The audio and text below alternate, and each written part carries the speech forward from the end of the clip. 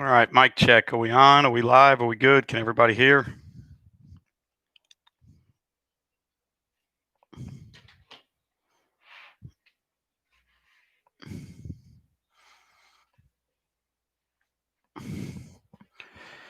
It's good to be able to talk to everybody that's here. Don't know where you're at, but we are starting our season Monday. First practice with helmets on Monday, so exciting time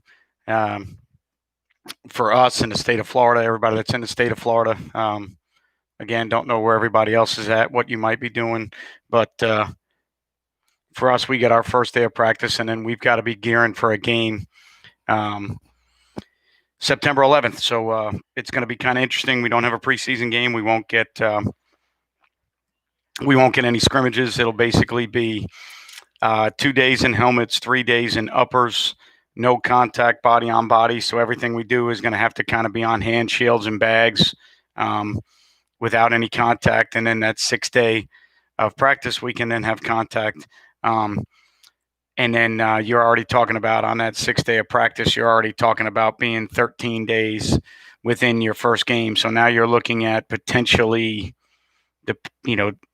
depending on how you want to use all those days and depending on what, at least for us, our rules are in the state, you're looking at about maybe 8 days of some sort of contact. And obviously all of those days won't be full contact. There'll be some thuds and some other tempo type periods where where you won't be fully live. So it's going to be really interesting. Normally for us, we would have the same amount of practices, and then we would play a jamboree game, and then we would get another week before the first game. So you would have your 3 weeks of practice, and then your jamboree game, and then you would get another week of practice before your first game. It's going to be interesting not having film on any opponents. Obviously we didn't have a spring, so you can't exchange a spring game. We're playing a team. We open up in Florida. The first game we can play is basically our week 3 opponent. We got 9 games on our schedule, and those 9 games are the same back end 9 teams we would have played. The only game we lost was our first one. We had to fit one of those games into a week where we were supposed to have a bye week. So now we're going to play 9 straight. So we're excited about that, but we don't have any film to go off of week 1. So our week 1 was actually our week 3 opponent. Don't have a spring to give them.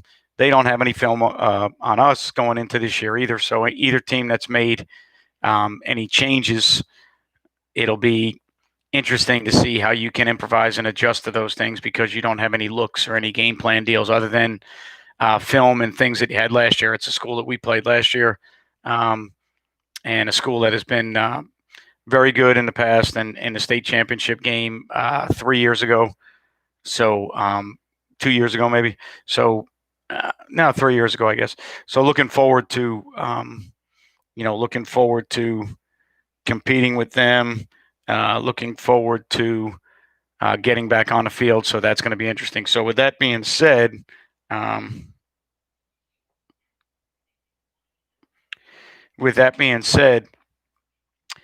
we now have to start taking a look at our defensive installs and things like that. So what I thought I'd talk a little bit about tonight is kind of composites for coverages and where you're going to start and what you're going to do, and just talk to you a little bit about our situation. So I've got a brand new defensive staff. I've got a full staff. I've got a D-line coach. I've got a linebacker coach. I've got a safeties coach, and I've got a corners coach with me coordinating. So there's 5 of us on the defensive side of the ball.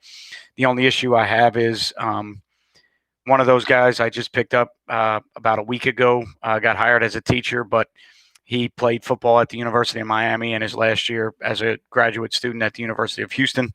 So obviously extremely gifted, talented football player, played outside linebacker. So I think he's going to be a very good coach eventually, but right now he's brand new to coaching and he's brand new to our schemes. Picked up my safeties coach about a month ago. He's done an amazing job in a month or 5 weeks or so that he's been with us. He's done an amazing job, great energy, good techniques, and skills, has the ability to translate some things to kids with great energy, disciplined guy, high motor guy. Really like him a lot. He's done some really great things for us.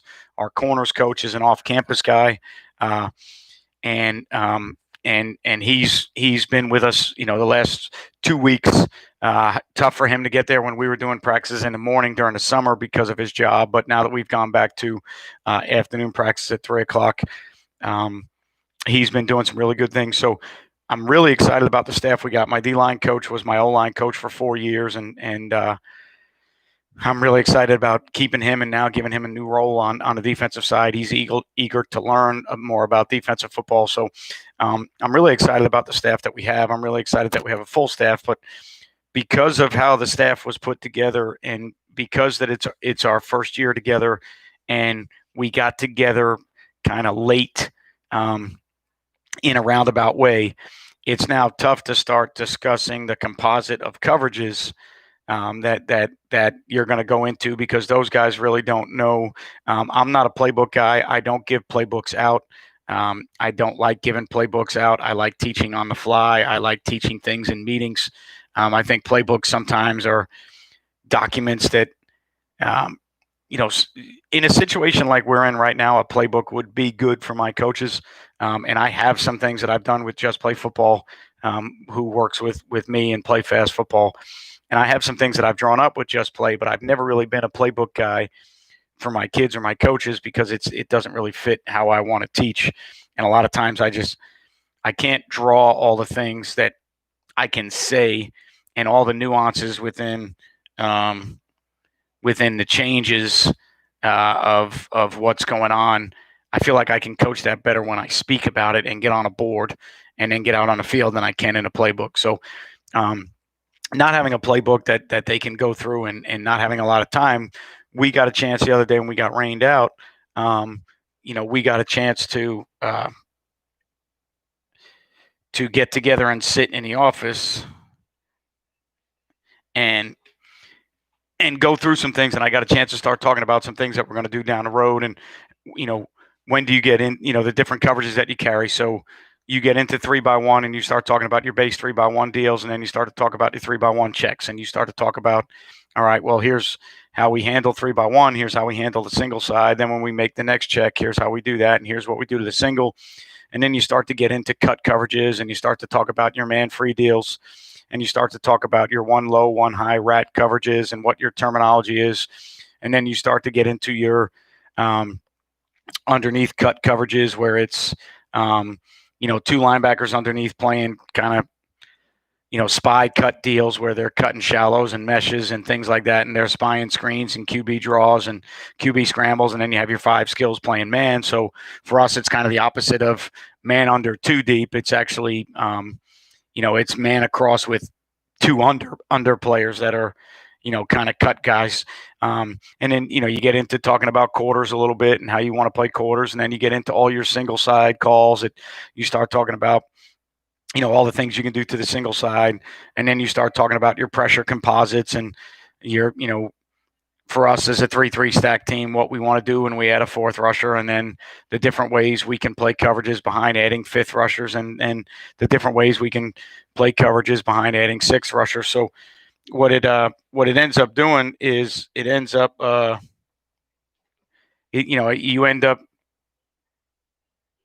talking about, you end up having good discussions about your composites and what you want to do and how you want to do it. And you really got to start thinking about how you want to teach it and what you're going to teach and where you're going to start first and where you're going to progress to next and how much you think you could with new coaches and new players. So to the single side, all right, so whether it's 2x1 or 3x1 to the single side, if you have 4 or 5 deals that you carry in your base defense to the single receiver side, and you have new players and new coaches in your composite getting ready for the season, you may not need or want to carry all 5 single side or away side calls. If new players and new coaches can't handle all those. So, we've got maybe 5 different deals we've got to the single side that we can play on the backside of 3x1, depending on the front side coverage, on the backside of, pro sets, on the backside of 2x1 open sets. We've got, 5 different things we can do But when you start looking at your composite for a season, to me, every season is different.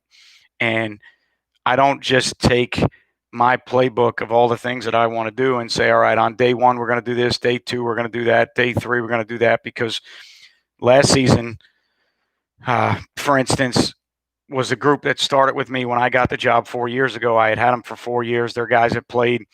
A lot of those guys on the back end played 2 to 3 years of varsity football. So I could carry almost everything in my package that I wanted to carry. So our composite looks a lot different.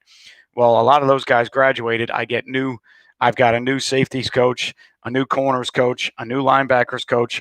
So 3 of the guys on the back end, along with graduating a bunch of players, are all new. So now I've got to think about my composite, and I got to look at, okay, when I put that composite for coverages together, I now have to look at what can I get in this year? How can I get it in? Because one of the things I argue with coaches all the time is it's not always about your playbook, what you want to do, how you want to do it. The best coaches, around are guys that figure out what they can do with the players that they have, what they can teach, and what their players can do and what their coaches can teach. So, it's a good chance. We got a good chance the other day, and I got a good chance to kind of start going through some things to progress and talk about, some answers that we have to come up with and formations that we have to be able to play. And what I was able to do was I was able to, just start thinking about our composites and our installs and what our installs are going to look like. And, our installs, I didn't have a set install for this year because we had no spring ball. We're coming off a summer where we didn't do a ton of 7-on-7 stuff. So we decided to teach more techniques and fundamentals and half line drills. And so there's a lot of things at this time of the year that we haven't gotten to yet. So our install is going to change. We've put in some pressures on spacers, to where we've walked through some pressures on spacers. So we've walked through one of our 5-man deals, which is America's blitz pattern with a couple different patterns, and then how we're going to play our coverage behind it. And then we installed and walked through our 6-man pressure with hot coverage behind it. Haven't really played those to formations yet. Haven't really played them in drills to where, we are looking at how those things work against certain formations. We've really just been concentrating on the teaching, the install, the techniques, the fundamentals. So we've got a lot of things kind of in per se, but we don't have them in against a lot of live settings. It was just something that I decided as a coach with, with the different phases that we were in. I just felt like we would be better off with the players we have concentrating more on techniques and fundamentals and skills and some other things. So it kind of affects our install a little bit. We didn't get as many 7-on-7s. Normally we would have our spring season and we would have, our base defense installed and maybe, our base 3x1 deal and our base 2 open deal and our base tight end flanker deal and how we play nub sets to the, tight end nub sets to the backside if they're a single. And we might have one 5-man pressure and one 6-man pressure. And we'd come out of the spring with all that taught. And then in the summer, we would probably have, for us or for me, probably 5 7-on-7s at most. And I know a lot of people are going to think that that's a small number, but unless you're throwing 7-on-7s against people that you really know and really like, they end up becoming more of a hassle sometimes than they are good. If you're throwing it against guys who are going to go 5 wide with all 7-on-7 beaters, then it doesn't really do you a lot of good. If you're throwing against guys that run what they think are a lot of 7-on-7 beaters per se, formationally or pattern-wise, I don't know how much good it does you. We are always going to take the approach on offense and defense that we are going to play our base stuff and get our base stuff taught. So we're not going to roll into 7-on-7s playing all man under 2 deep. On offense, we're not going to roll in and run 5 verticals or, empty every down. We're going to teach 7-on-7s for us are there to teach our base, how we do things, our operating procedure, how we call coverages, how we communicate on the read side, where the free safety goes, what we do on the away side. So for me, I like to limit the number of 7-on-7s we have, and I like to limit it down to a number of guys locally in my area that I like, respect, and trust to do the right thing in a 7-on-7 setting so that we can get a lot of work done. And so we're not, we probably would have had maybe 4, maybe 5 at the most 7-on-7s after the spring. So we would have had a lot of full scope settings of things that we would have got more reps of going in. So our install is going to look a little bit different leading up to a game. So we got to kind of figure out, all right, I think as a coach, you now kind of look back and say, all right, look, what do you absolutely have to cover? So for us, we play as a quarters toolbox team. So we absolutely have to teach quarters coverage. We have to teach two reader palms, which we always kind of start with because that's the coverage we're going to play the most throughout the year. We've got to teach palms or two read because that's our two open adjuster. We've got to teach our 3x1 first adjustment, which for us is stubby, or people call it mini, or we call it mix. But I'll get to you in a minute, Abdul. We have to teach all of the stuff that are in our quarters toolbox, and then we have to teach our backside single receiver deals. And for the most part, we've got to get our base philosophy of how we teach our coverages down, because that's how we line up the formations. When we play base defense, we simply make a front and a base coverage call, and then the free safety dictates the coverages based on the strong side and what he sees, and then the away side safety dictates the coverages based on the amount of receivers and what he sees. And that's how we start in a base setting. So we've got to be able to get lined up to all the different sets we may see or we think we're going to see in a base setting. Then from there, we need to build into the adjustments or the checks, or, so if you've got a 3x1 deal, let's say for argument's sake, and we teach our base 3x1 check first, and then the next 3x1 check we're going to teach.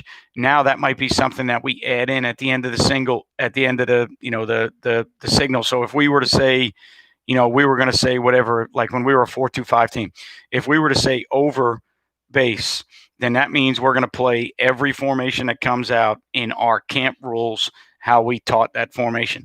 If we wanted to play 3x1 a different way, we might say over base buzz, and now that tells us to play a loaded 3 buzz or a strong rotated 3 buzz with the free safety rolling down and the backside safety rolling to the middle. And, so you start to build in those other things, whether they be checks or whether they be addendums to your coverages.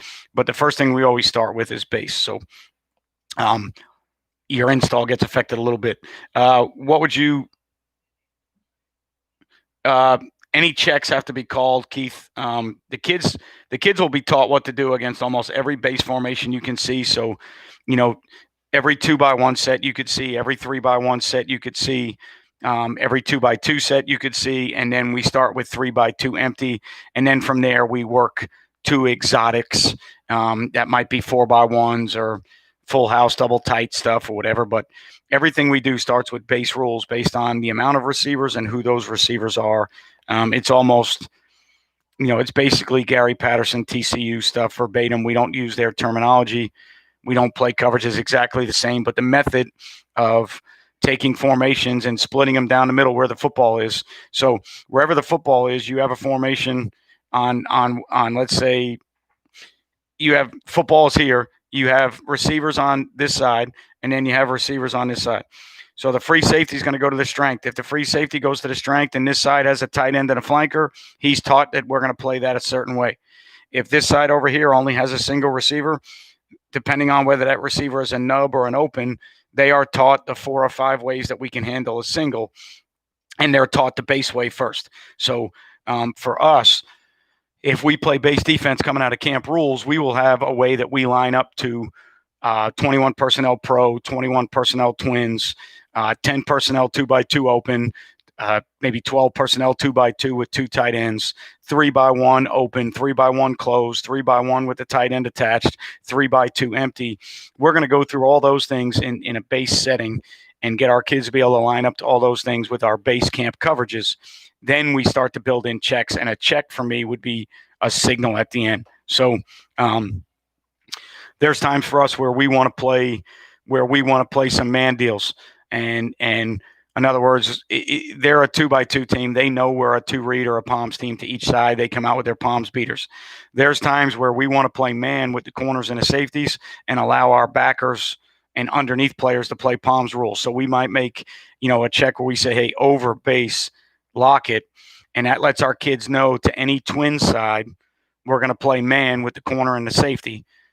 All right. If it's a tight end and a flanker, we're going to play normal, quarters coverage. If it's a single receiver, we're going to play our single receiver cut calls. But if it's two open, all right, in other words, a receiver and a receiver in the slot that's not attached to the formation, the kids know that the lock check tells us to lock two open receivers. If it's 2x2, we'll lock both sides. So that would be, that would be a check. Either buzz or rolling dice. We've got some other checks to 3x1. We used to like stress or poach. We used to point to an eye to say, if we're going to play palms to two receivers and the backside safety is going to play three vertical, we would point to our eye, and that would be our poach call or whatever, whatever your signals may be. Those are all checks. But that's a great question, Keith. The reason we teach what we teach and the reason we play the way we play is because it's my version of check with me. So tempo shouldn't give us, outside of trying to get stunts or blitzes in, tempo shouldn't kill us, because if they want to play fast, we should be able to line up and play coverages fast. And if they change the formation, they may not see the same coverage. So, it's not like we just line up in cover 3 and we play it, or cover 2 and we play it. Our coverages look different based on whether it's 2 open, tight end flanker, 3 open, nub on the backside, single wide. So our coverages might look different based on the personnel and the formation. So the reason we play the way we play is I tell everybody that it's my version of check with me on defense. So this is how I kind of play check with me football on defense, and how I play tempo football on defense is we have a base way to line up to all these teams that play up-tempo football.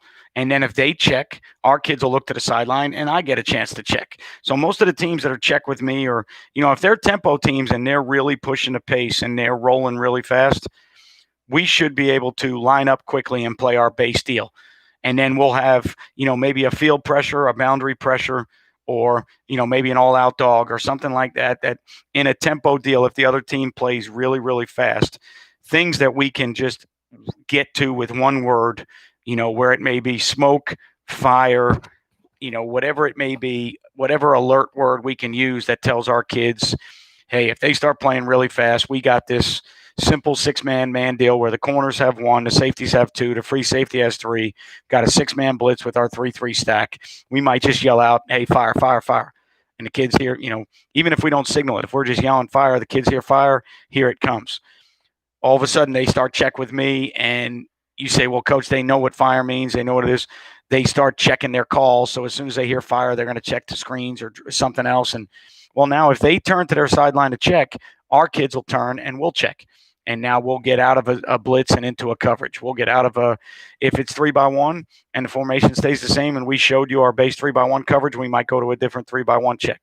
Sometimes we play the game and we stay with what we're in because we think sometimes if they check and we check, you're playing that chess game of what they check to. So sometimes our kids will look to the side and we'll just say, hey, play it.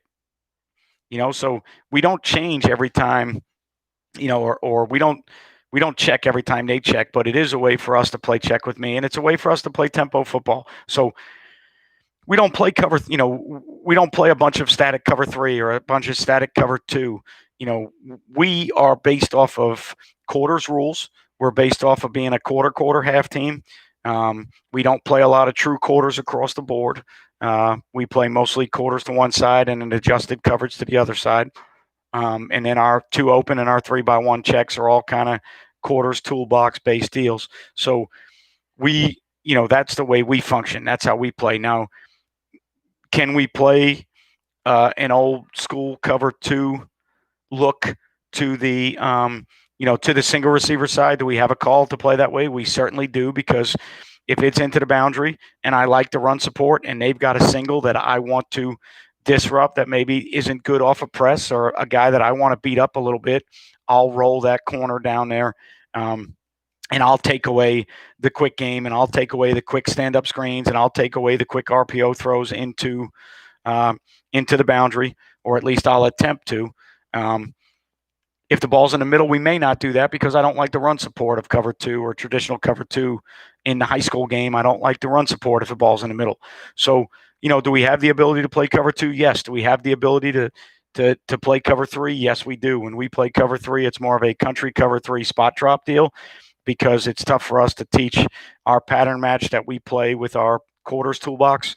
It's tough for us to pattern match that and pattern match Rip Liz, Nick Saban style three deep stuff. So when we go to three deep, it's pretty much spot drop, kind of like Ohio State was mentioning last year in some of the articles that got a lot of notice, that they spot dropped with hook to curl players and curl to flat players. And when we go to three deep, that's kind of what we do.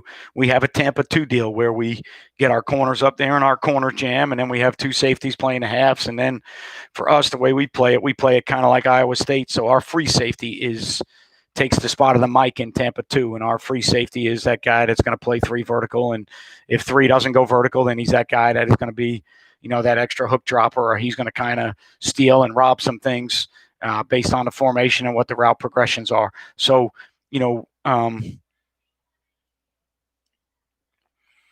shift trades and motions are always an issue when you're a split field team. If they change strength and you got to figure out how you want to handle change of strength motions, if it's shifts that are going to reset and we feel like, with experienced players, we can get the free safety reset. Our defense is built to handle shifts, trades, and motions because we don't play with a Sam linebacker or a strong safety to the strength and a rover whip or somebody away from the strength. Our two outside safeties we call down safeties, and we play with a left safety and a right safety. And the free safety is the only guy that travels from side to side.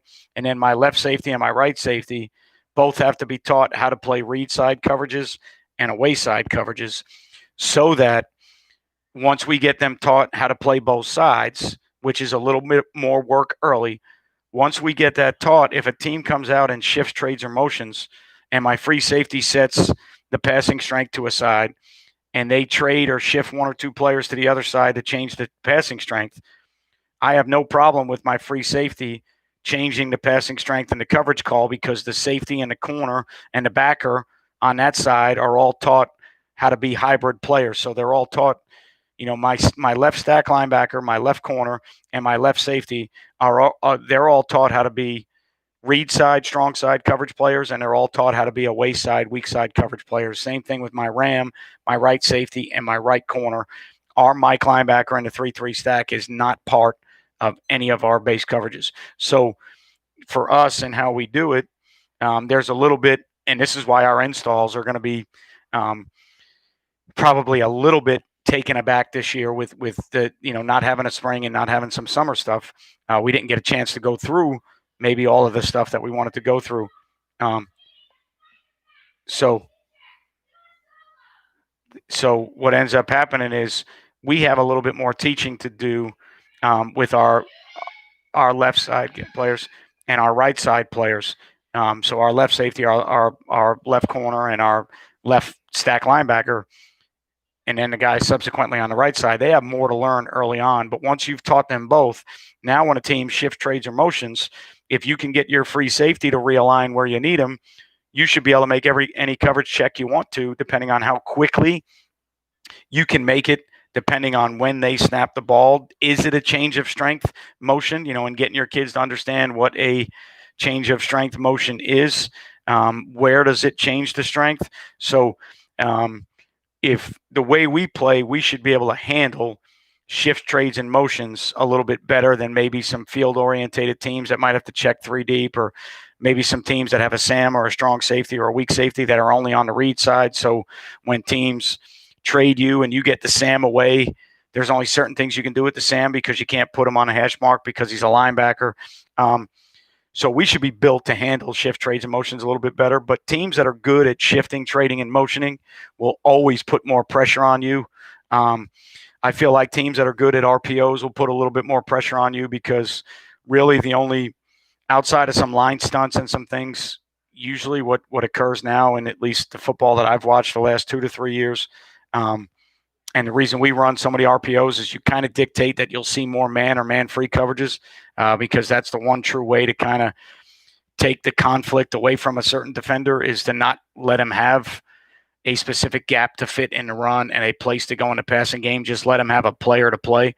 So, when they go to read that conflict defender, but he's just covering the route of a number 2, so the ball has to get handed off. But now you got to get those runs fit, and maybe you can't get +1 in the run game in some of your man deals. Maybe you can, but maybe you can't. But, so I think any of those things, any team that is good at what they do on offense, I don't care if it's wing T, triple option, air raid, single wing.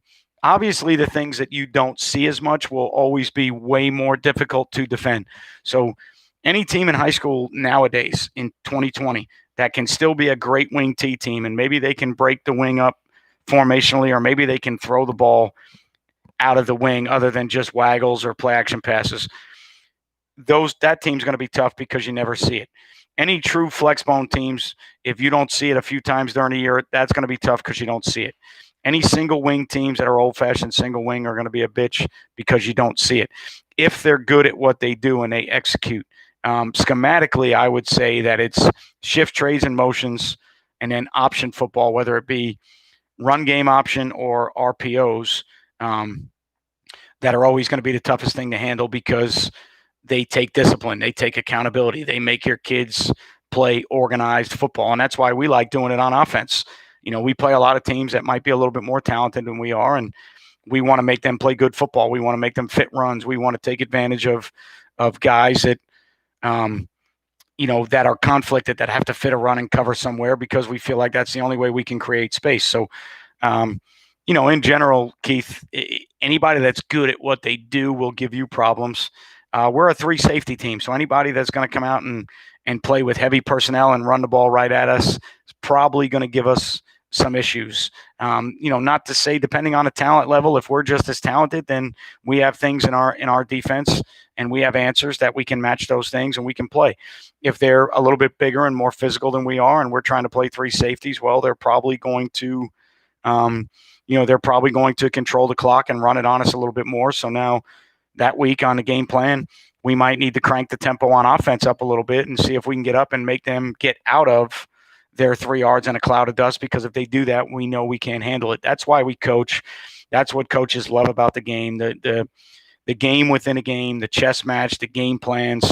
Those are all things that you got to coordinate with your staff to say, look, guys, with our 3 safety system right now, this team does a lot of 3-back stuff, a lot of double tight, or, a lot of 12 personnel, and it gives us some issues, and their personnel is just as good, if not better than us. Offensively, we really need to push the pace, make it an issue, and try and score some points and get them out of what they do. Because if it becomes a time of possession game and they get 6 possessions and we get 6 possessions, probably going to lose that game. We got to make it a deal where we get 10 possessions and they get 9, and we're scoring points and trying to make them get out of their comfort zone. So that's why we coach. That's why we love it. That's what makes it great. So getting back to our original premise, though, I got a chance to sit down with my coaches because we got rained out the other day, and I got a chance for 45 minutes to talk about all the things that they were probably wanting to know, like, hey, coach, how do we handle pro sets? How do we handle nub, which is the tight end? So we were able to start to talk and go through that and say, hey, guys, listen, we're dealing right now with 2x2, 11 personnel, and 3x1, 11 personnel. This is how we handle that with our camp rules. We also have this, 1 low, 1 high robber. We also have this, man underneath or these cut coverages. We also have, these pressure deals. So as you build that composite in with your defensive coordinator, you have to understand that you're building answers into your toolbox that you are going to teach based on A, what you think you need, B, what you think you can handle. So just because you have all those answers in the toolbox, right now we have, like I said, I've got a full coaching staff with 4 guys, all right? D-line, linebackers, safeties, corners that I absolutely love. They're doing a great job, but we're all brand new. Thanks, Coach Razzo. And thank you, Alexander, for that comment. Compressed sets normally, Keith, are some type of either box checks or nail checks.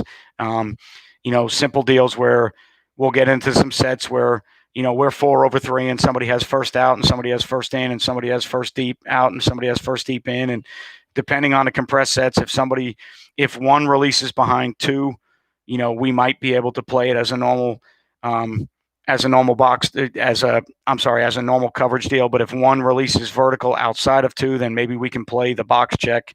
So we have some different ways within what we do to handle some compressed sets. There are certain compressed sets, like there are certain 3x1 compressed sets that will play our base 3x1 check. And instead of manning the number one receiver, if the number two is the point, we'll put the corner on the number two as the point, and we'll let the safeties now play their read deal off of 1 and 3 because it's bunched, that little triangle type bunch where the front receiver is the point, and then there's a receiver next to him on this side. So it kind of looks, like that, where there's a point guy and then point receiver here, number one outside behind him, number three inside behind him, and then they're going to run all kind of rub releases and spacing routes and things like that. So when you get into your compressed box checks, you got to be looking at how they release. So if one releases underneath number two, they may be getting into some type of deal that you can play in a normal box check. But if one releases vertical, it might be something that your corner needs to kind of clamp down on and not play it as a box scenario or have an adjustment to your box deal because they might be coming with some spacing deals or so.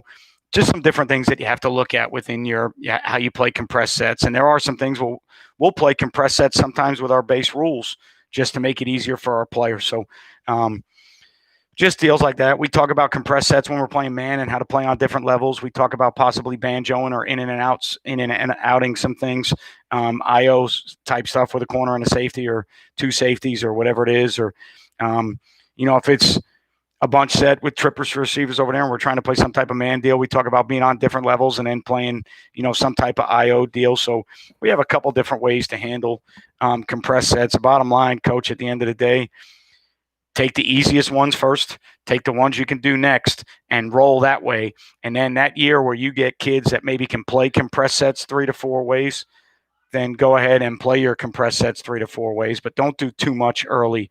And the biggest thing is see what they do out of their compressed sets and see if they have a full run game component and a full passing game component.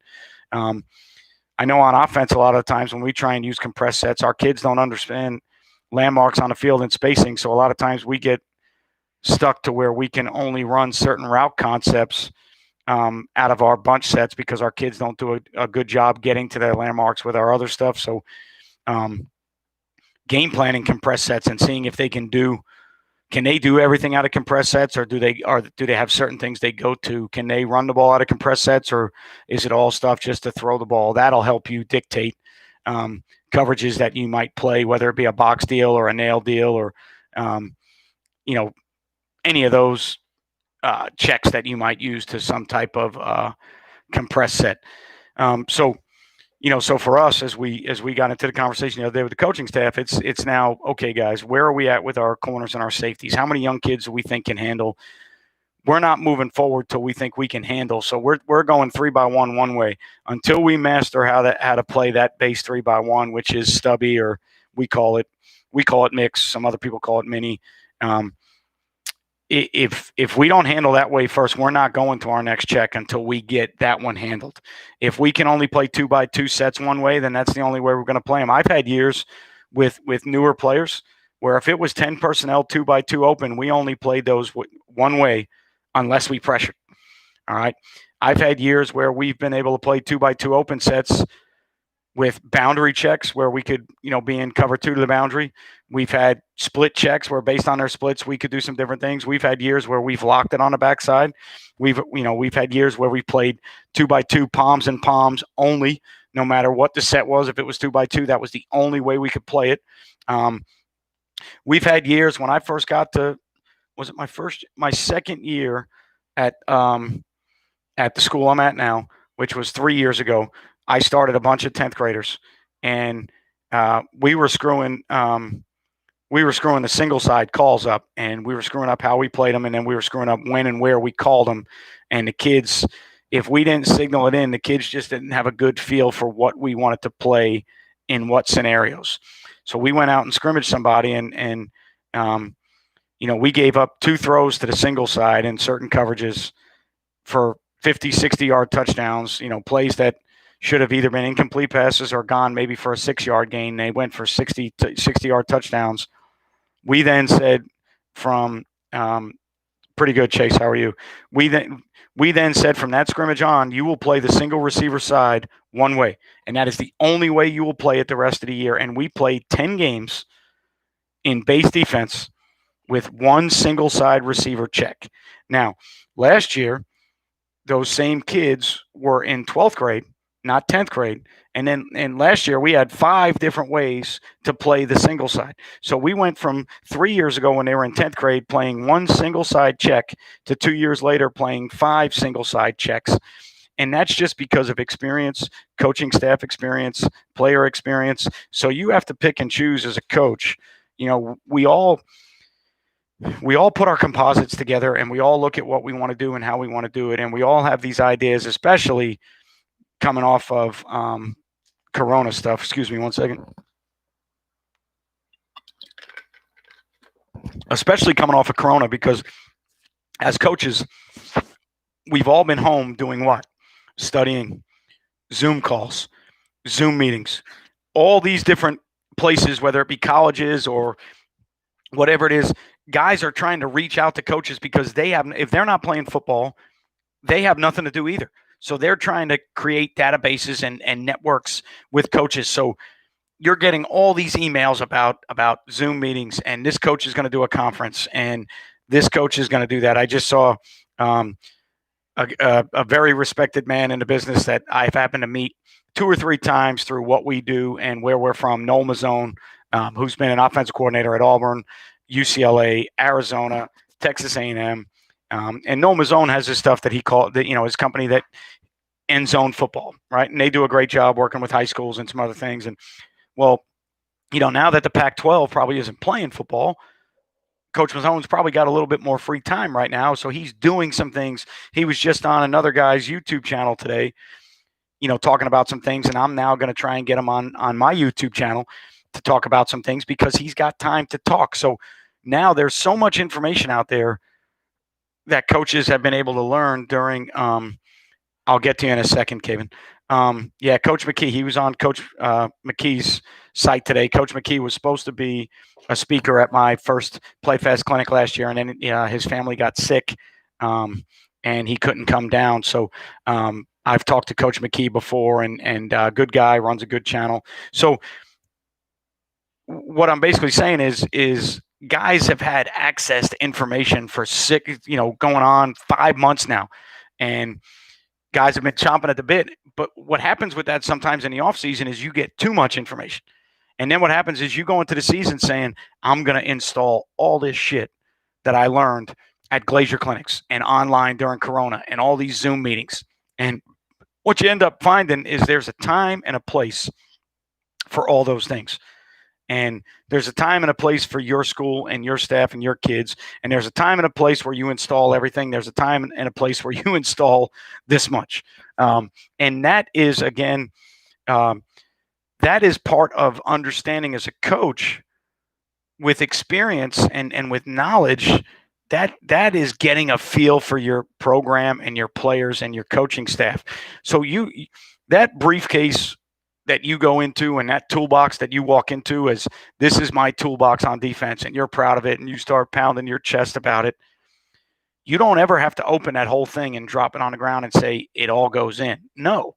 If you have a chance to where you can get to that whole toolbox, well, then God bless you. But number one, you're going to have very few opportunities where you can get to it all. The more knowledge you develop, I've been coaching for 22 years now. Every year in the off season, I pick up different ideas and things I want to do.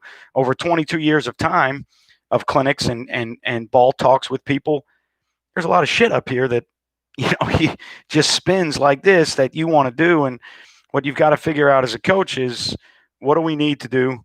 What do we need to do to win? What can our kids do? That's the most, important part of your composite. So how good comparatively does a player have to be to replace a two-way player on one side of the ball as a starter? Rest. He's got to be a non-liability. He's got to be a guy that you are not putting out there as a rest player for 4 or 5 snaps. a guy that you put out there to give somebody a blow for 3 or 4 snaps and a guy that you put out there so the other guy doesn't start both ways are two different scenarios to me. A guy that I'm going to put in the game so that I don't have a two-way starter has got to not be a liability. He's got to, he doesn't have to be as good as the other player, but he's got to not be a liability. He's got to be somebody that can play within the system.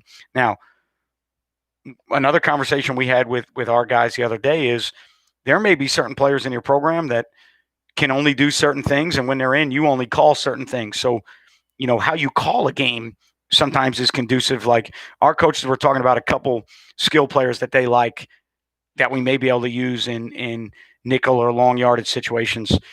And actually one of my coaches said, Coach, what are your thoughts? Because we've never coached together before, and some of them have known me for 3 weeks and some of them have known me for 6 weeks. And so guys said, Coach, what are your thoughts on using some offense or skill players that are our best athletes in passing down situations?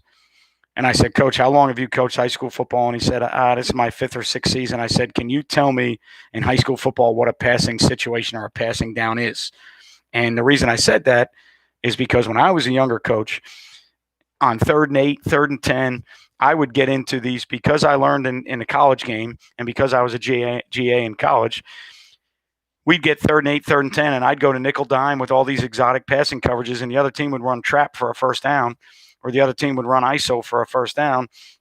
And it took me 2 years of that, banging my head against the wall, to realize that high school is not the same as college or the NFL. There are no true passing downs. 3rd and 18 might be a rundown.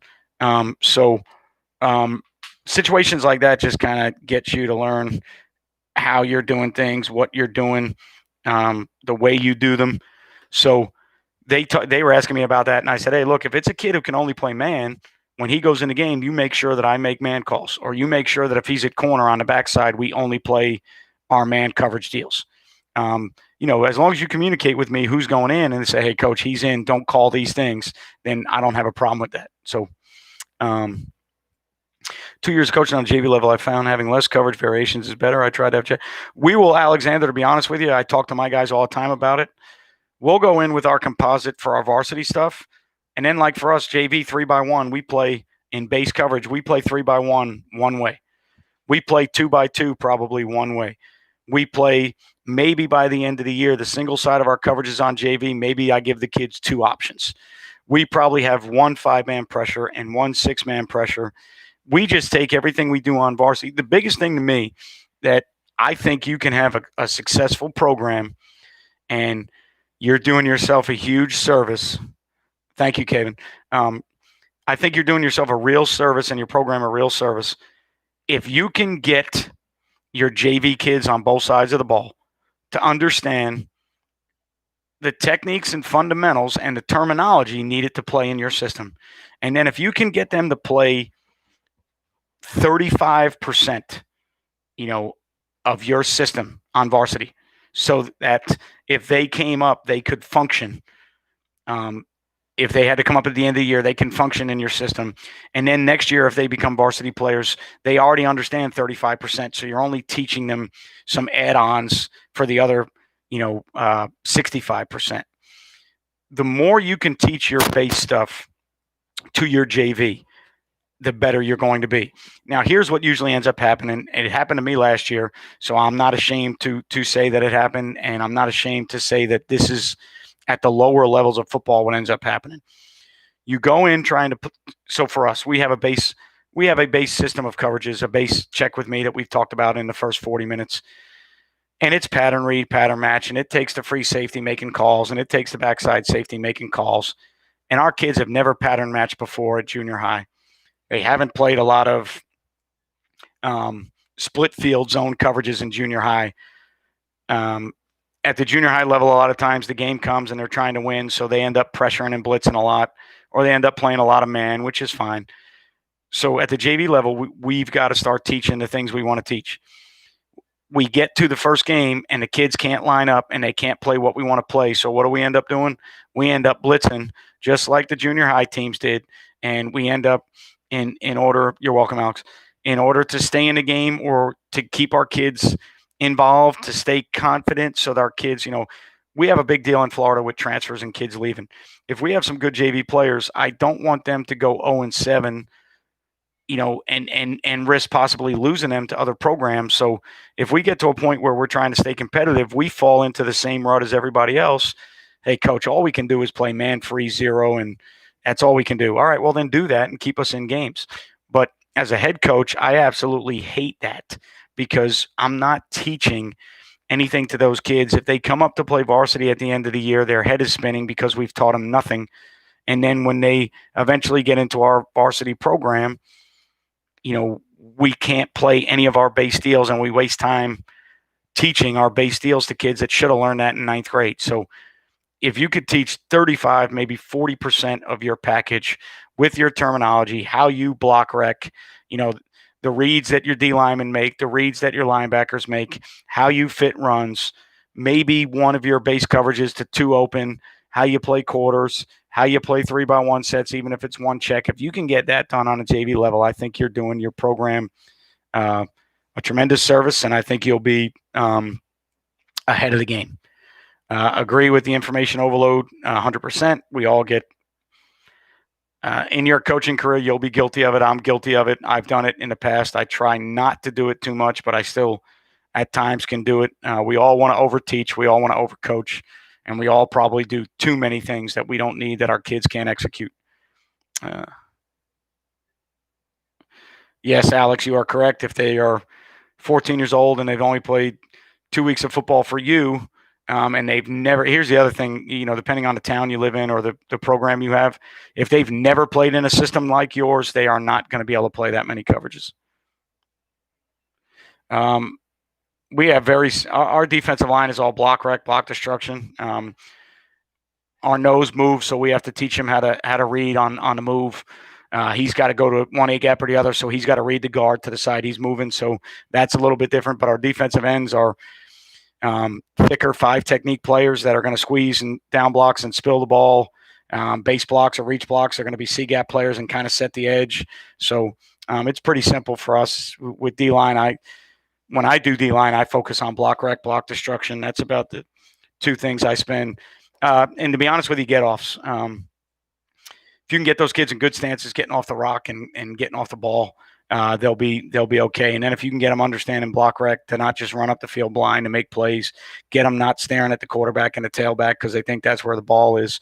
If you can get them to read keys and then to destroy blocks, block destruction, when they actually do get blocked, how to get off blocks. That's the biggest key for D-line, in my opinion.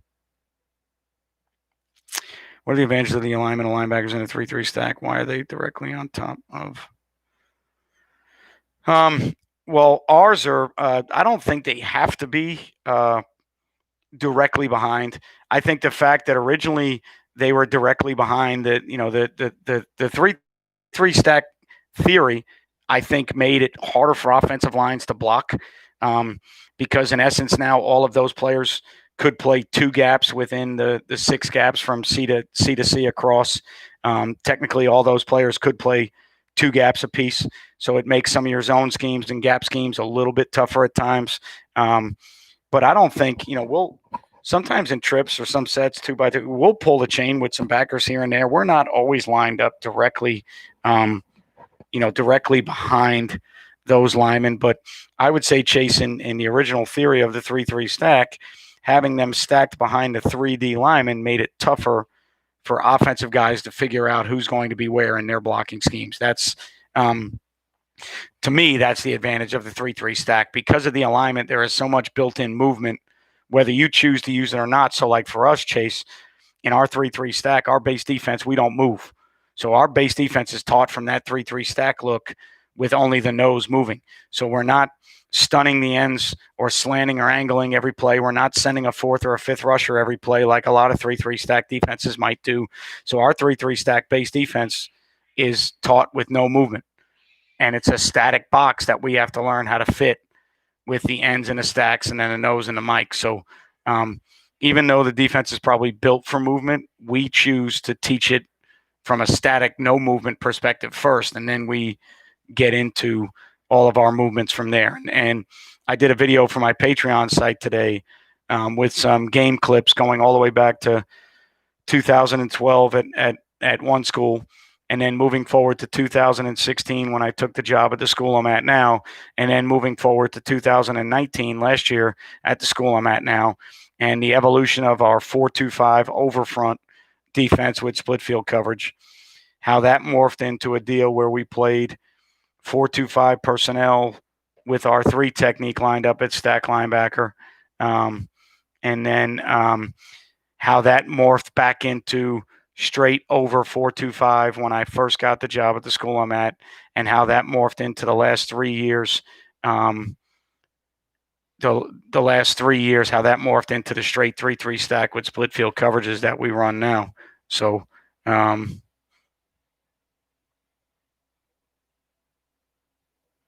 sorry, guys. So, that's one of those deals that, I did it on our Patreon site, which is a subscription site that guys pay $5 a month, so I can use game clips. So I went back to 2012. I started with 2016, and the reason I did that video and the reason I did those game clips was not to show great plays. Some of those clips on there were giving up 20, 30 yards. It had nothing to do with that. It was trying to show a picture that our split field coverages stayed the same from 2012 to 2019, even though we went from a 4-2-5 to a hybrid 4-2-5 to a static true 3-3 stack. Our coverages on the back end never change, and that's why I did the video, and that's why I used the clips I had today to show that we still play palms behind the 3-3 stack, and we still play our 3-by-1 checks behind a 3-3 stack. So our back end, which was the most important to me because it's what I like about what we do on defense the most, our back end never changed, even though we changed the box, because to me, the 4-2 box involves 6 players. The 3-3 box involves 6 players. We may fit things a little bit differently, but it's 6 guys fitting 6 gaps. And to me, you can do a lot of the same things. Our methods of how we fit are different, but it's not like it's a 3-4 with a 3-2 5-man box. That's a little bit different. It's not like it's a 4-1 box. It's not like it's a 4-3 box. When it's a 4-2 box and a 3-3 box, you have the same number of players in the box. So I think you can get fits accomplished, maybe in a different way, but I think you can get them accomplished very similarly. So there was no reason for us to change our split field coverages. And originally when I talked to guys about it, they were like, 3-3 is mostly one high stuff and mostly movement and pressure and other things. And I said, well, I don't want to play it that way. I want to play it as a 3-3 stack to cause problems or to be different than other teams and to cause problems for people. But I want to play my same split field coverages. So that's what we did. Can you talk a little bit more about why static advantages, as you see? You talking about the advantages of the stack defense or no? Keith, are you talking about, did you mean stack advantages? Okay. So first of all, Keith, the reason we went to stack is because I didn't feel like we had 2 inside D linemen to play the 1 technique and the 3 technique. When I first got to my new job 4 years ago, they had 2 seniors that were 6'1", 6'2", 300 pounds. So we played 4-2-5 with those 2 kids on the interior because we had the personnel. So if you're a 4-2-5 team, you have 4 D linemen that have to play, which means you probably need 6 to 8 to get through a season to rotate to do some things. Well, we got to a point where we just weren't getting 6 to 8 quality D linemen in the program I'm in now, but we could find 3 good ones and maybe 6 to get us through. So when we went to the 3-3 stack, it fit our personnel a little bit better. So we have a bunch of safety type, linebacker type kids. We didn't have a lot of D lineman type kids. So we took a D lineman off the field, put a linebacker on the field, stayed with our 5-spoke secondary, which 4-2-5 or 3-3-5. We don't play 3-5-3. We play 3-3-5. So we just took a lineman off the field and added a linebacker onto the field because those are the types of kids we had. That was step 1. Step 2 was then figuring out a way to make our run fits a little bit easier and more consistent, because in our teaching in the over defense, I felt like, we were at a place with our staff in our new school where those kids were struggling with our run fits, and I felt like going to the 3-3 was going to simplify some things in our run fits. I felt like based on the teams we play in our district and on our schedule. So in our county, we're a 5A school. All right. We play one team that's an 8A school. We used to play a team that's a 7A school. We play another team that's a 6A school. So we have three teams that we used to play on our schedule in our county that were all larger schools than us. So we felt like with our personnel and our players in our district and our county to play with some of the people we have to play with, we have to be different. So most people were some type of 4-2-5 team, or maybe they were a 3-4 team, but we didn't see as many teams that were playing 3-3 stack defenses. So we felt like the 3-3 stack made us different. So personnel, number one, simplicity of run fits, two, different, which sometimes is better. If you can't be physically better than somebody else, then maybe you need to be a little bit different so that they struggle blocking something or working on it during the week. So those, Keith, are the three reasons we went to the 3-3 stack. And then on the video I did for my Patreon site today, I did mention that I've got a ninth grader right now, an incoming ninth grader that I haven't seen other than junior high. I haven't seen him play football for me yet. I've only seen him in drills. And just watching him strike, get off the ball, and move, he's right now going into ninth grade. He's probably 5'8" or 5'9", and he's probably 230 to 240. So I have him, and I have another kid that I think could possibly be those interior players. So we may be going back to 4-2-5 in the future, because if those young kids can play a 1 technique and a 3 technique, or a 2-eye and a 3 technique, then we may go back to our 4-2-5 stuff. The only thing, if we go back to our 4-2-5, the only thing I need to do is figure out a way to simplify the run fits, because I think we got although we played a lot of years of we went 9-1 one year with our 4-2-5 defense, and we went to the playoffs once or twice with our 4-2-5 defense. I'm not saying we didn't play good defense, but I felt like our run fits got a little bit too jumbled and crazy with the 4-2-5 based on formations and coverage checks and things like that. So the 3-3 really simplified those run fits. But if I get 2 interior down linemen that are 2 of my most talented players, but they can't be edge or ends in our defense, well, then I'll go back to a defense that plays with 2 interior players. Or, if maybe we go 3-4 and play more tight front 4-eye stuff. But, it's all about personnel. It's all about what you feel comfortable with. So that's the main reason we went 3-3.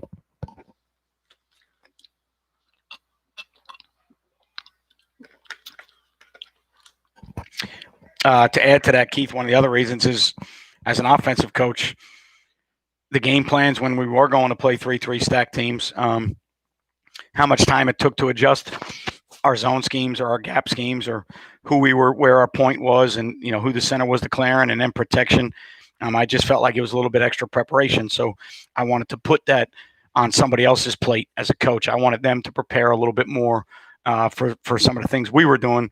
Plus, I felt like we needed people to prepare more, because we just weren't as talented. So that's why we went to the 3-3. It's worked really good for us. I'm interested to see how decent we do this year, because the last 3 years in the 3-3, I've had a kid that defensive end that's now a freshman at Liberty, and I think he's going to play a bunch this year at Liberty. So, when you have a Division I player, whether it's Liberty or Alabama, I don't care. If it's Division I scholarship and they're a Division I scholarship player, they make a big difference. And that kid was a tremendous. I'll get to that, Keith.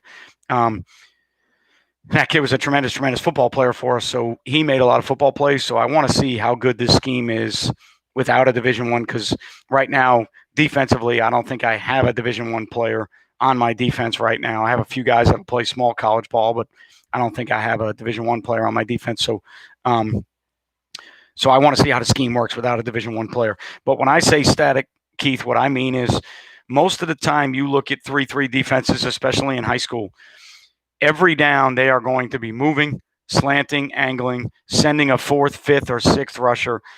A lot of times the 3-3, and even in college when you look at it as a changeup, the 3-3 is some type of personnel group where you get a lot of pressures, a lot of movements. The alignment with the 3 guys and 3 guys stacked behind them really lends itself to a lot of exotic movements and slants and angles. And so when you see the 3-3 most of the time, you see it with a ton of movement. You see it with a lot of cover 3, 1 high. They'll bring a fourth and play 4 under 3 deep. Whether it's rip Liz match or country cover 3, then they'll bring 2 backers and they'll bring 5 guys a bunch, and then of course they'll bring 6 a bunch. And when I say static, what I mean is from day one, we teach the box with no movement. So it's a 3-3 stack. Our 5 technique defensive ends fit just like we did in the 4-2-5. So they will squeeze and spill. We will not box out of that defense. We will not teach our guys to move except for the nose. The nose has to be taught differently because he is an A-gap player on every play. He's not a 2-gap guy. We don't lag him behind the blocks or behind the head of the center. We tried that when we first started. That's the way I wanted to play the defense. That's how I learned the defense from Villanova at the time when they were doing it that way. And I wanted to play the nose behind the blocks of the center, and I wanted the mic to fit off the nose. And the first spring we installed it, we just couldn't do it. So we started moving the nose, and we just let the mic read off the backside guard away from the side that the nose was going to. And we simplified that a little bit. But when I say static, I mean my 2 defensive ends are not slanting and angling every play. They're playing like 5 techniques. We're not sending a stack linebacker as a 4th rusher.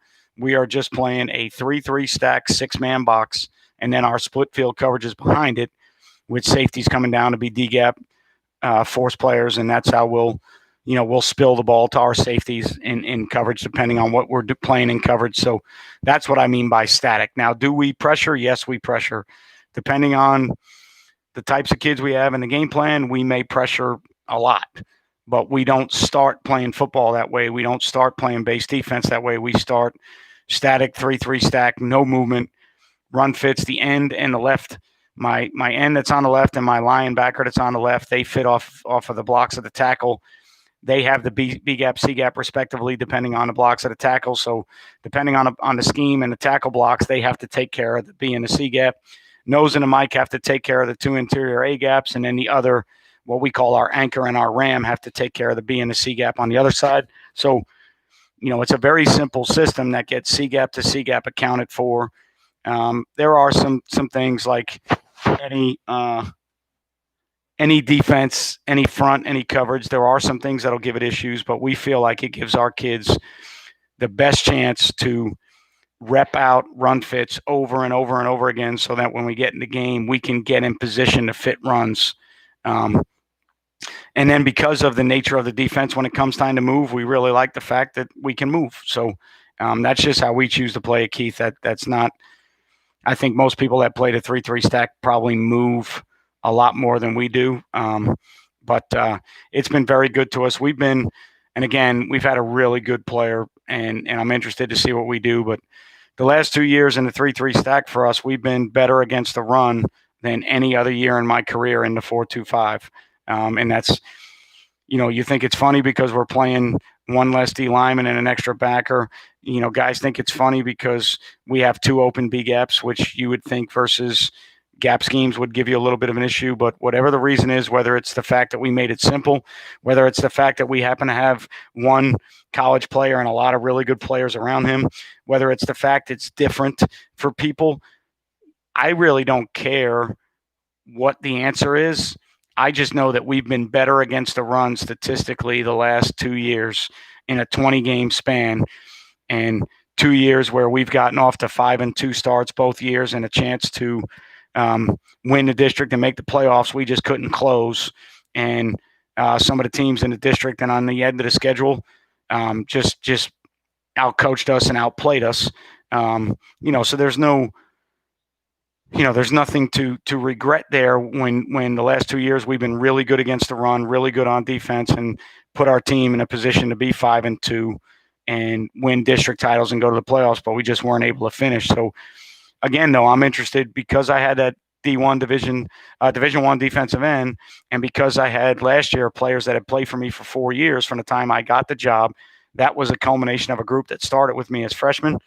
And we played good defense last year, and I lost 3 defensive starters to a school that kids had transferred as seniors that started for me as 10th graders.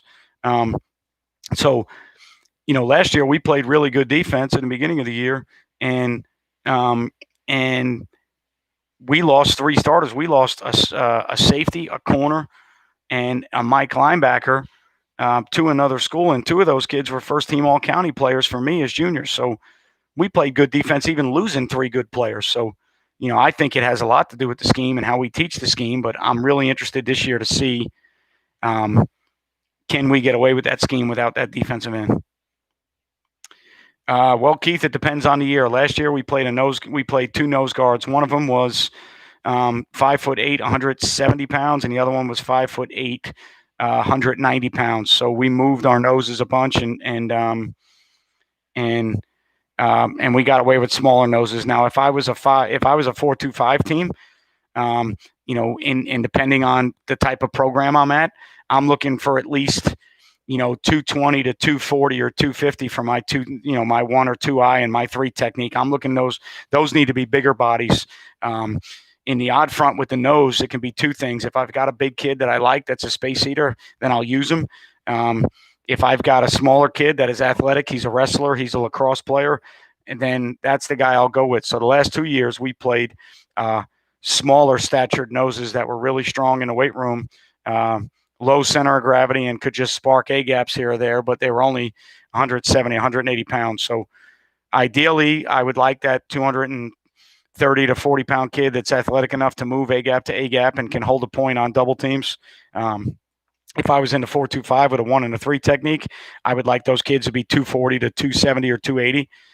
But ideally, I played with kids that are 190. I played with kids that are 210. So, depending on the school you're at, and each year, sometimes you're gifted with kids that are big physical players, and sometimes you're played. I played with 2 interior linemen in a 4-2-5 with one kid that was 175 and the other kid was 210. So, when you're in high school, sometimes you just got to play the cards you're dealt. So I have an idea what I'd like to play with. I have an idea, Keith, of what my kids should look like. But at the end of the day, if they don't look like that, I've got to play the best available. So I've kind of played with a bunch of different things.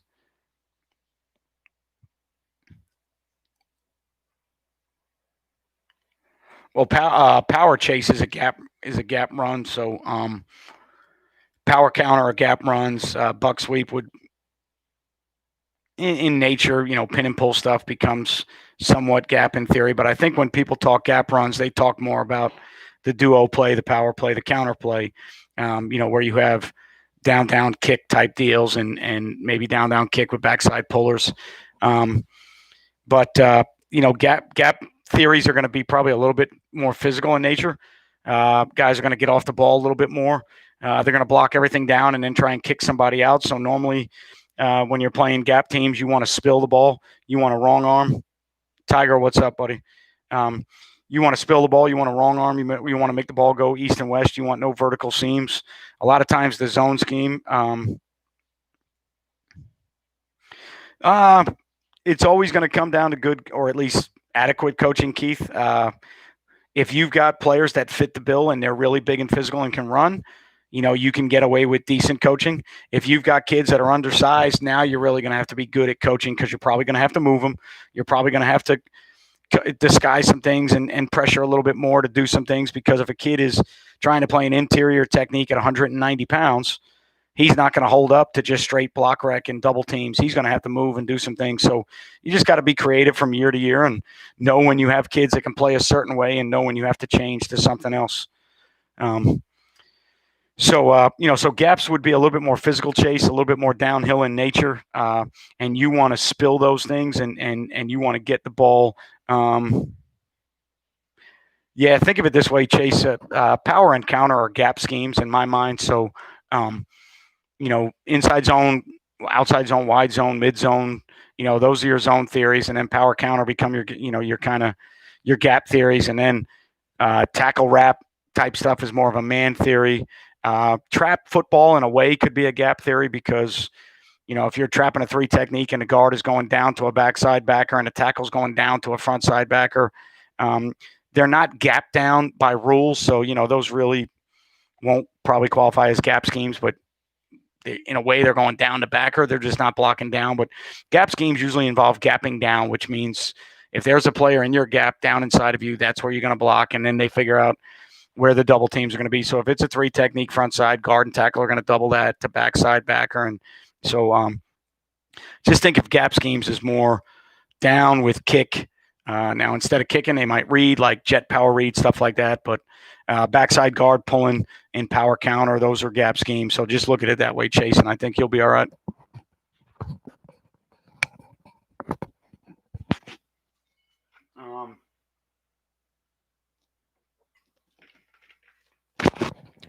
First thing I'll tell you, Keith, if you have an interior lineman that you think is a Division I player, don't confuse him. Let him play ball. So if he's that talented to where size, speed, power, you feel like he's a D1 player, don't confuse him early on. Let him play ball. Always teach get-offs. Always teach leverage. Pad under pad, block recognition, all right, because the way I explain it to our kids, block recognition is something that everybody can do if we've all been given or God given the ability to see and we have vision. Every player can block rec because block rec involves no talent. Every down I can see what a tackle's doing and I have a response to that. Once that tackle or the guard or a fullback put their hands on me, now talent is going to take over size, speed, power, quick twitch. Those things are going to take over now because now it becomes a physical deal. Block recognition is something that every D lineman should be able to do because it doesn't take talent. So I'm always going to be big on block recognition, block destruction, pad level, get off the ball, great effort. If you can do those 5 things, you'll be a good defensive lineman in high school. If you then throw in size, speed, quick twitch, power, burst, now you're talking about a dominant high school player that becomes a Division I football player. So if you have one of those kids, I would just work on good stances, get them off the ball, play with great effort, block rec, block destruction. Don't confuse him. If he's a younger kid and you're fortunate enough to have a younger kid like the kid that played for me last year that went to Liberty, started for me the end of his 9th grade year on and then the next 3 years. So his 10th grade year, we were real basic with him with what he was doing. Well, his 11th grade year, all of a sudden he knows a lot more about the game of football. And now we're able to start talking to him about, hey, these read schemes or these option schemes, see where the back is. Is the back to you? Is the back away from you? He started to get an understanding for formations and what he might see with the back to him and the back away from him. And then he started getting a feel for pass rush. And we allowed him in our 3-3 deal to win however he can to get to the quarterback, so he never had to worry about setting an edge unless we were pressuring. But if we were in our base defense, our Mike linebacker was our secondary contained pull-up player, so we let him 2-way go on every pass rush, and then eventually he got a feel for speed rush to bull rush, counter moves, and by his senior year, you could teach him whatever you wanted to because he was a really smart player. He had 3 years or 2.5 years under his belt. He'd seen everything, so he now knows when you talk to him about gap schemes spilling, he knows. When you talk to him about beat and reach blocks, he knows. When you talk to him about playing behind and penetrating versus certain things, he knows. So, by the end of his 3rd year, we were able to do a ton of things with him. But here's a good example for you. I taught him on this side and the other kid on the other side. I taught them different theories versus gap schemes. I taught him to dent, which means off a down block, squeeze a down block, and go thick straight through the face mask and the chest of the opposing trap, fullback, whoever it is, and separate it so you can make a play because I didn't want to waste him as a body. The kid on the other side is a decent high school football player. His only job was to make sure the ball went outside. So when you do that, you kind of lose 1 for 1. So the kid that spills the trapping guard or the fullback, he's never really going to make a play per se himself. He's going to make a play by making the ball go or bounce wider. That's his job. So you end up losing that kid. So when I have a defensive end that's that smart and that good, I teach him how to dent gap schemes, not spill or wrong arm gap schemes. So we had 2 ends that I taught 2 different ways simply because of the talent level. This kid was not going to waste a body to spill. Early in his career he did, but as he got to a senior, he played dent techniques thick and tried to make plays. And this kid on this side, off of down blocks, he was just squeeze, wrong arm, get underneath every next block. So if we would do drills all the time, like power or counter or kick schemes. If he got a down block, that kid would physically turn and get under that next block coming to make the ball spill. And we were giving up 1-for-1, but we felt like we needed the ball to go east and west, and that's what we needed to do to get it to go east and west. The kid that was on the other side that's playing D1, we taught him a little bit differently because his reactions and his get off and things were so good that when he dented things, he wasn't going to give up a vertical running lane. He was going to dent it so thick that the ball either bounced or he would make a play. So, I stance, get off, pad level, effort, block wreck, block destruction. That's what I would say. So, if there's anything else you guys got tonight, we're going on about an hour and 20 minutes, so I'll keep it open a little bit longer. Another great night. Glad everybody could make it. Hope you're all safe. Hope you're all getting ready to play football soon. Like I said, we started this conversation talking about how we're going to practice on Monday and talking about where our composite and our install is going to go to on defense and what we're going to carry with a new coaching staff and why we're going to carry it. No problem, Keith. What we're going to carry, why we're going to carry it. I have to sit down a little bit tomorrow and then going into Monday a little bit while I have 2 days left before school starts and I have to teach 5 periods a day. I got to think about what the install is going to actually look like. So we already have a 5-man pressure installed. We haven't played it yet, but it's installed. We have a 6-man pressure installed, haven't played it yet. So I now have to look at, is the next movement install going to be our 4-man, 1 rat, low hole, high hole man coverage deal? Is that our next movement? Is our next movement going to be our other 5-man? We have 2 other 5-man pressures deal. I don't know if you could see it on my camera, Keith, but back there's a bunch of my library on top of my desk. Chase, so, when people ask me that, it depends on what I'm trying to read at the time. But when it comes to football X's and O's, I like to read Coach of the Year manuals, whether it be the Nike Coach of the Year manuals or if I can get my hands on any notes or anything from Glazier Clinics. I like to read that type of stuff and get 15 to 20 different articles. One of the things I have up there is actually, and I'll show it to you, I'll show you what I mean and why from 2 of the books up there.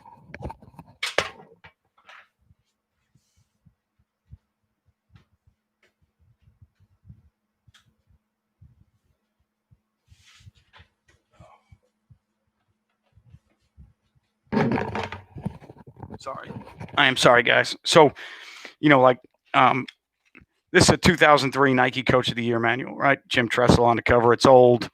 All right. If you go through it, pages have been through hell and back. But, a Coach of the Year manual like this, okay, is going to have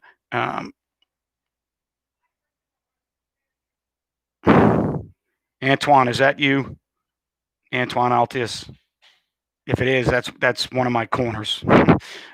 So a book like this, all right, is going to have probably 25 to 30 different articles on offensive stuff, defensive stuff. So when I'm looking for football information, X's and O's, I go to a book like that, okay? A book like this, which was USA's Football Notes a couple years ago, 2017. Again, all these different articles from high school coaches across the country, all right? So if I'm looking for X's and O's, I go to something like this. Shameless plug. I wrote an article in this book, so that's not why I have it. They sent me this because I wrote an article in the book, but there's some really good coaching articles in here. But the reason I'm saying that is a book like this that's got different articles from high school coaches or a Nike Coach of the Year manual. That's what I go to if I want to read about or learn about X's and O's. If I'm just reading about coaches or the game of football or information like Bill Walsh Finding the Winning Edge, that might be a book I read, not to learn about how the Niners run the West Coast offense or shallow cross or how they got Jerry Rice to football. I'm reading that book to learn more about Bill Walsh and how he approached things from a business side and how did he approach how did he approach managing a team and how did he approach keeping a team together through ups and downs? And because as a coach, sometimes for us, especially as high school coaches, and AJ Altius, you didn't answer. I think it's Antoine, but if it is you, answer yes or no. I have to manage a lot of egos. I have to manage a lot of young kids that are immature. They come to me as ninth graders and they can't handle being coached. But then when they get older, they can actually not only handle being coached, but they can help teach young kids drills. So I'm interested in reading about how to handle a program, how to run a program, business decisions. The good thing about that, Chase, is you can probably go back almost every year and get a Nike Coach of the Year manual from, like the one I had in 2003 all the way to 2019. You can go out and get yourself 16 Nike Coach of the Year manuals, and you'll get probably over 250 articles in those 16 books about X's and O's, and it's usually all mostly X's and O's or program stuff. It's not autobiographies or anything like that. So when I need X's and O's, that's what I go to. But when I need to learn more about program building or other stuff, then I read things like Bill Walsh's book, Mike Leach, Swing Your Sword, Bill Belichick's book. I have the John Gruden book. I have a Joe Gibbs book, Tony Dungy's book. So things like that when I'm just reading to maybe more so help my managing my program than I am learning schemes. So yes, ready to go Monday. Good, Antoine. So Antoine, AJ Altius on YouTube is a corner for me going into his junior year. Going to be in the mix for us. Need him to play a lot. Need him to play often. But in a situation where, because he's a younger player, we got to get our base stuff down first.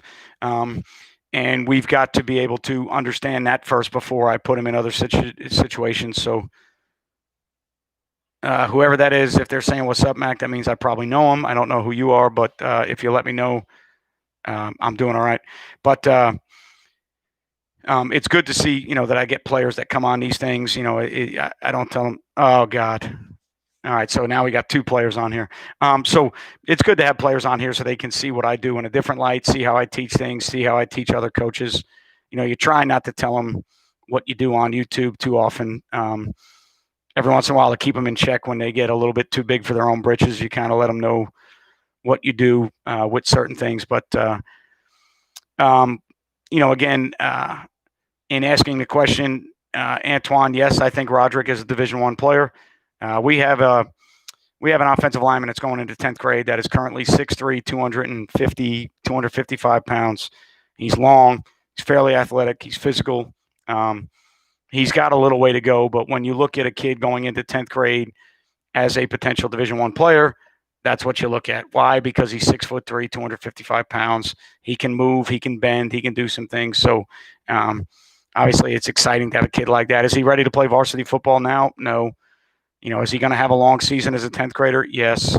And there he is right there. So now I got half my team on here. But in dealing with young kids, that's one of the things you got to be able to explain to young kids is we are going to struggle. There's going to be adversity. Some of you guys are not ready to play the level of football that we are going to play. That doesn't make you a bad player. That doesn't make you not a college football player. It just means your time is not here yet.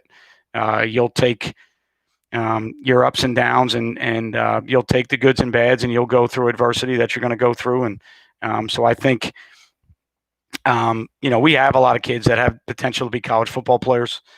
But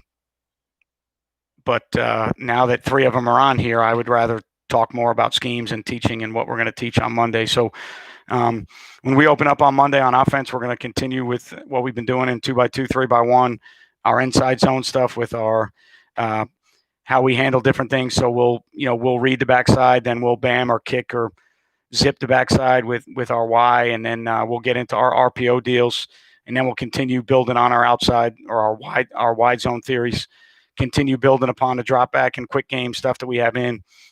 Defensively, we'll start with 2x2, 3x1.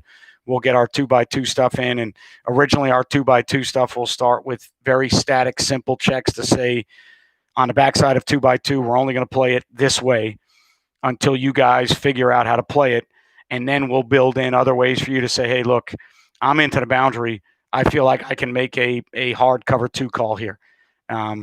Would that be something that I expect kids to do on Monday? No. The kids that I have right now between the corners and safeties, I wouldn't expect them to do that on Monday. I would expect them, if it's a 2x2 set, I would expect them on the backside to lock it and play man-to-man.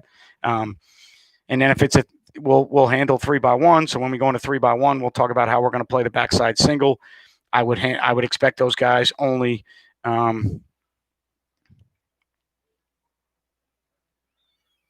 I'll get to that in a minute, Connor. And we need to get together, Connor. I think we were supposed to get together on either a Zoom call or something else to talk O-line play. So 3x1 on the backside, we'll only have 2 ways that we can handle the single receiver until those guys prove to me that they can handle more than that. We'll start with 1 3x1 check until my guys handle, because some of these guys are all, underclassmen, and there's not a lot of returning seniors that started. So we've got to build up to what we're going to do. I am a fan of RPOs off of inside zone, and I'm a fan of boots and play action passes off of our wide zone. Obviously, our wide zone stuff from the pistol involves a mesh that cannot be RPO'd for us. We are doing nothing right now across the quarterback's face in wide zone, so we cannot RPO our wide zone stuff, so our RPOs all have to come off our inside zone. We are playing more true 11 personnel this year with a tight end body that is in this lobby right now. He'll be a good player for us. He's a little bit light to be playing tight end right now, but I think he'll be fine this year, and then I think he'll be pretty good next year if he gets a little bit bigger. But he's going to be the guy that zips the backside. He's going to be the guy that inserts on a backer when we lock the backside, so that we can throw RPOs off of that 7th or 8th overhang defender. So our RPOs this year will come off of more of our inside zone stuff, and then our wide zone stuff, we will protect that with boots and play action passes for right now. If we ever get to the point, I've got a sophomore back that I like a bunch. If he can understand how to run the ball in a zone scheme, he's been more of a freelance run to daylight kid with kind of freakish strength and pretty good speed for a young kid. But in a zone scheme, he's going to have to learn to run the football where the football belongs in a zone scheme. But I think he's got the feet and the hips that if we wanted to run wide zone from an offset back going flat across the quarterback's face to where we could RPO off a backside inside backer to slow some things down, I think we could do that in the future. We're just not going to do it right now. So long story short, Connor, to answer your question, we will be RPOing off of inside zone.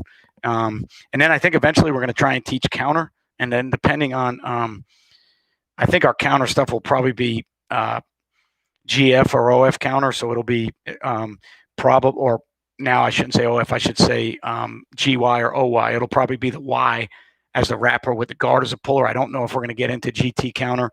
But if we are running some OY or OF stuff, I could certainly see us trying to RPO off that if we hinge the backside and we take care of the box. So we may be RPOing off of that stuff. Mentioned earlier, I had new coaches. How would you bring that new staff to work efficiently together? Well, if I got them in the spring and we had a chance, we would go through the spring first, and then we would sit down in the summer while we were doing summer workouts, and we would talk about, our installs and things we do and all the things that are in the package. I've gotten those guys all so late in the year that right now I have them focusing mostly on techniques and fundamentals and getting to know our kids so that our kids get to know them. And then catching up. So like I do most of the installing on the defensive side right now, and those guys just kind of, they listen and pay attention like the players do. And then eventually, there'll be some times where I expect them to install stuff, but that won't be until they're in the system longer. But I like the fact that I have a D-line coach, a linebacker coach, a safeties coach, and a corner coach. I like the fact that I don't have to coach a position. I like the fact that I can go watch the offensive guys work. If I need to go watch them work, I can go down and look at the O-line if I need to. I can look at the receivers if I need to. So I'm really excited about that right now because in the past I haven't had that. I've been coaching a position last couple of years I call both sides of the ball, which if I have my druthers, I don't want to coach both sides of the ball because I become a bad football coach. I worry about schemes and plays too much, and I don't coach positions well enough. So I think our situation right now is about as good as it could be. It just came together so late, and then some of those guys are off-campus guys, so they can't be there in the summer. So I think 5-6 weeks into the season, it's going to be really good. And if they stay together, I think 2 years down the road, it's going to be really good. But right now, it's tough for us to and when I say I don't mean tough. I just mean those guys are learning on the fly like our players are. They don't know what the next step to the coverages are. They don't know what the next step to the blitzes or the installs are. And our offense is completely new. So we've got players and new coaches learning a new offense. So it'll be interesting to see what happens. But, we're excited to go Monday and excited to start playing games. And I think, in our program, I think our best is yet to come down the road. I don't know if it's going to be this year or not, but I think we're good enough to compete and maybe surprise some people. And if our kids grow up quicker than I thought, then we might be better than I thought. But as a coach, I think our best stuff is a year down the road. So very small offensive line this season, and our through changes to more outside zone stuff. Yeah, I think if you're smaller, I think zone stuff is a little bit better. Gap stuff requires some movement off the ball, and sometimes zone stuff just requires some lateral movement to get east and west guys to move and let your backs make your offensive linemen right. We went to zone stuff because of the two backs I had, and one of those backs ended up transferring, but I still like the other kid I have, and he's a young kid. So we went to zone stuff because of that reason. We're actually going to be bigger up front on the O-line than we were when we were running our gap schemes. But we went to zone stuff because I think we have the backs to be a zone team. Plus, I wanted to make some difference. I wanted to do some things different because I think late in the season we were losing some games, and we were losing them because of what we were doing on offense, and it was because I had done a lot of the same things for 3 or 4 years on offense, and I think people kind of caught up late in the year to things we were doing, so I wanted to change anyway. So last detail, to throw your ways, I found lots of RPOs over Y zone that I'm a fan of. Yeah, I would love to. If we were cross-facing if we were cross-facing our reads in the Y zone, I would love to read off of front side guys if our guys could do it. I'm not the biggest fan of with the quarterbacks I've had in the past with their size. I'm not the biggest fan of them. If they're reading something front side and going to throw front side, I'm okay with that. I don't really like them reading something backside to then, or reading away from the mesh. So if the mesh is here, I don't like them reading a backside defender with the mesh here to then throw that way. I like my meshes being on the same side. But I could certainly see front side wide zone stuff from a sidecar position. Right now, our wide zone mesh looks like old-fashioned NFL wide zone mesh from under the center, so there's no way we'd be able to RPO that. Yes, I'm a big Chip Kelly fan, always been a big Chip Kelly fan. So obviously how we do a lot of our things. I'm a Chip Kelly fan. I'm a Noma Zone fan, so that's kind of how we do a lot of things on offense.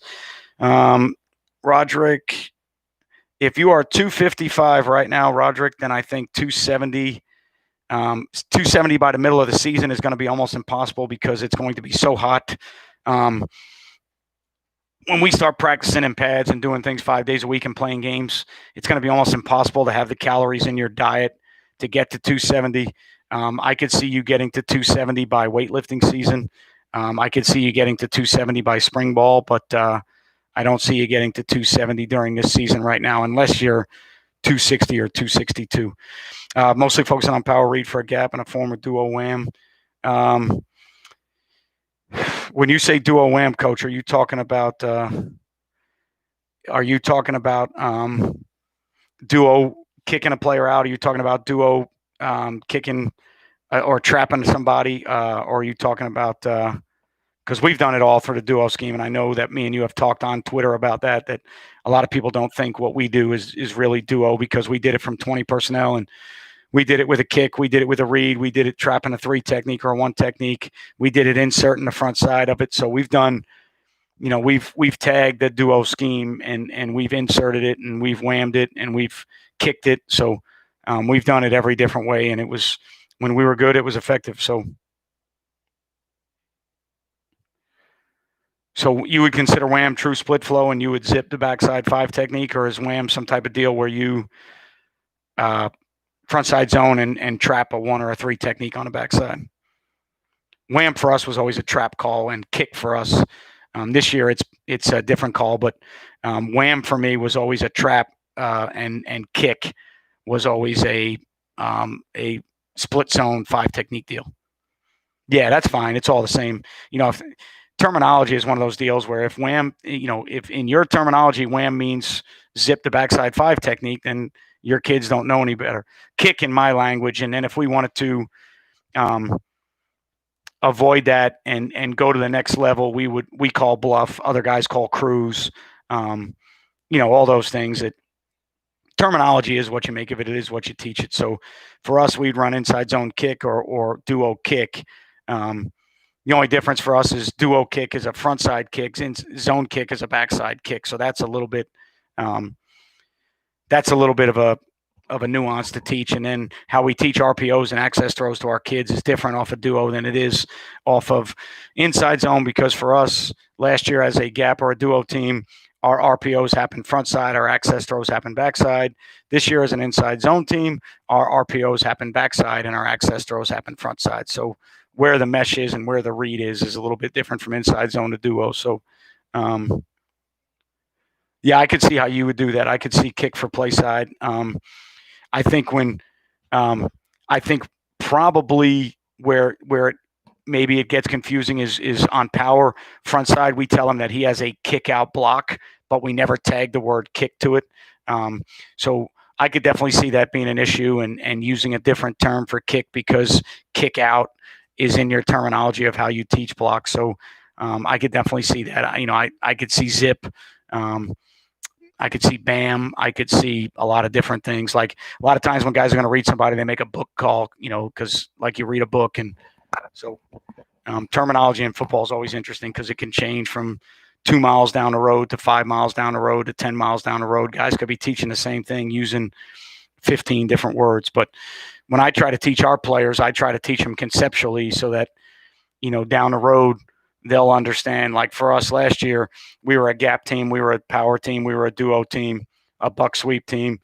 So most of our RPOs for us happened on the front side, as opposed to this year. Now the same kids have to learn that the RPOs happen on the back side. Why is that? Because my quarterback is meshing. The way the zones hit, the mesh is different than it is in a duo play. So that's the kind of stuff as a coach that you like trying to teach to get your young kids to understand. Do I ever think my kids will understand all that? No. Do I think, when I'm teaching receivers what the difference is and why the difference is, do I expect them to understand that duo right and zone left are the same play, just a little bit different philosophy on how you block it? No. But eventually down the road, I would like them to understand some of that stuff so that when they go to college, they can fit in a little bit better. So, like the biggest compliment I got was my kid that's playing at Liberty right now. Liberty's an odd front team. And, my kid that's playing at Liberty right now said, Coach, a lot of the drills we do are the same. The terminology is similar, and I already know half the playbook and I can do those things. And, that's a compliment for us, because that means we're doing the right thing and teaching the right things. And a kid goes from our system to college. They're going to do a million things more than we do. Their drills are going to be, a million times better than ours are, and they're probably going to be taught better than ours are. But a kid can go and function in that environment because of how we teach, and not necessarily because we're state champions. We were 5-5 and 6-4 his junior and senior year, but because of how we teach and what we do, he's able to go and fit in right away in an odd front playbook. So that's kind of exciting as a coach. I can't agree more, especially for JUCO when they're going to go. Well, not only that, Coach, but you only get them for 2 years. So your window of teaching, I couldn't imagine. Now, we'll get it sometimes for us. We'll get kids that have never played. I have 1 or 2 kids that come out this year as seniors, and they're really good-looking kids. And this is the first year they play football. To think about what I'm going to teach them in 1 year to get them to play on the field is such a scary thought, because if I thought about our 9th grade kids that come in, and we only have their 9th and 10th grade year to teach them like you do in junior college, it changes everything you do, because, you have a 2-year window, not a 4-year window. A lot of the times with the kids we have that I project to be 3-year starters or 2.5-year starters, or maybe eventual starters for us in our program. So when I identify kids when they're early, and I identify athletic ability, football IQ, coachability, can they handle me getting on their ass? Can they handle, coaches being tough on them? Can they handle adversity? As soon as I figure that out when they're young, and it's going to change a little bit because they'll all mature eventually, but if they can handle that when they're young and they can understand some of those things when they're young, then I start making plans for them to be 3-4 year players. And one of the things I do with my coaching staff on JV, my coaches coach JV and varsity. So my offensive coaches coach offense only. They coach JV players and they coach varsity players. And one of the things I tell them right away is, look, we want to have a good experience on JV. We want to win games on JV. We want to teach our base offense and defense on JV. But here's what's more important to me. We need to identify the 6 to 8 JV players that can help us at the end of this year and possibly be 3-year starters for us. The kids that we need to make sure we don't baby and we don't, our scheme is not lessened so that those kids suffer because down the road, like the kids that played JV defense for me last year suffered tremendously because they only played man free and zero stuff. So, and I feel bad about that because those kids right now aren't ready to play a lot of the pattern match coverages and things we want to play on defense because they didn't do it on JV. So I always try to talk to my coaches and say, hey, look, let's identify those 6 or 8 kids that are different. Because when you get these 9th graders coming in, there's going to be 6 to 8 to 10 of them that are just different than all the other kids. And those are the ones that you got to sink your teeth into while still coaching the other kids and making sure you can compete on a JV level and line up and play football. But you need to focus on those kids. And then you need to remind people, like right now, I currently have, I don't know, at least 5 that I know of to maybe 6, 7, 8 sophomores playing varsity football with me right now.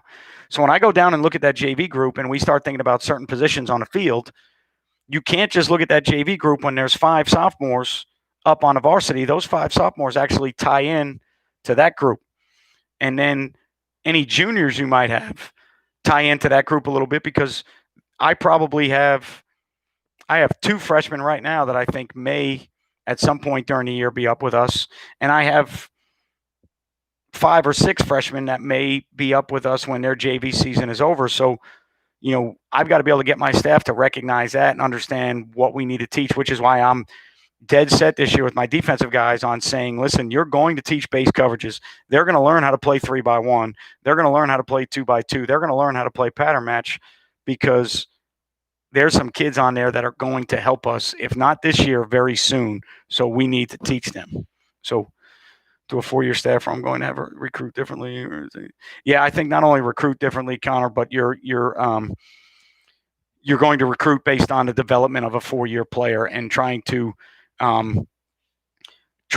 do everything in your job to read all the signs and do all the things in recruiting and ask all the right questions to see what this 17, 16-year-old is going to look like at 21 years old and how he's going to handle college and how he's going to handle coaching and what his body's going to look like. And, that's the crazy thing about recruiting now is these guys come around and recruit and offer all these kids, and the hardest thing as a head coach is me trying to manage my own kids and talk to them about why other kids around us might have certain offers when kids on my team might not have offers. Last year, I lost 3 players that transferred to a school because they thought they were going to get better deals. I have a player that went Division I that signed a Division I scholarship. The school they went to signed no Division I scholarship players. But yet the school that they went to now has a young receiver that should be playing for me that lives in my school zone that has already been offered by the University of Miami. So I'm going to have to talk to my guys about why he's been offered by the University of Miami and how colleges offer and keep my guys kind of at bay to keep working to understand that, if you deserve them, offers will come based on size and height and weight and performance and things like that. So, you have to recruit guys down the road. And the problem with that is you're recruiting kids at 14 and 15. And for me, they change. How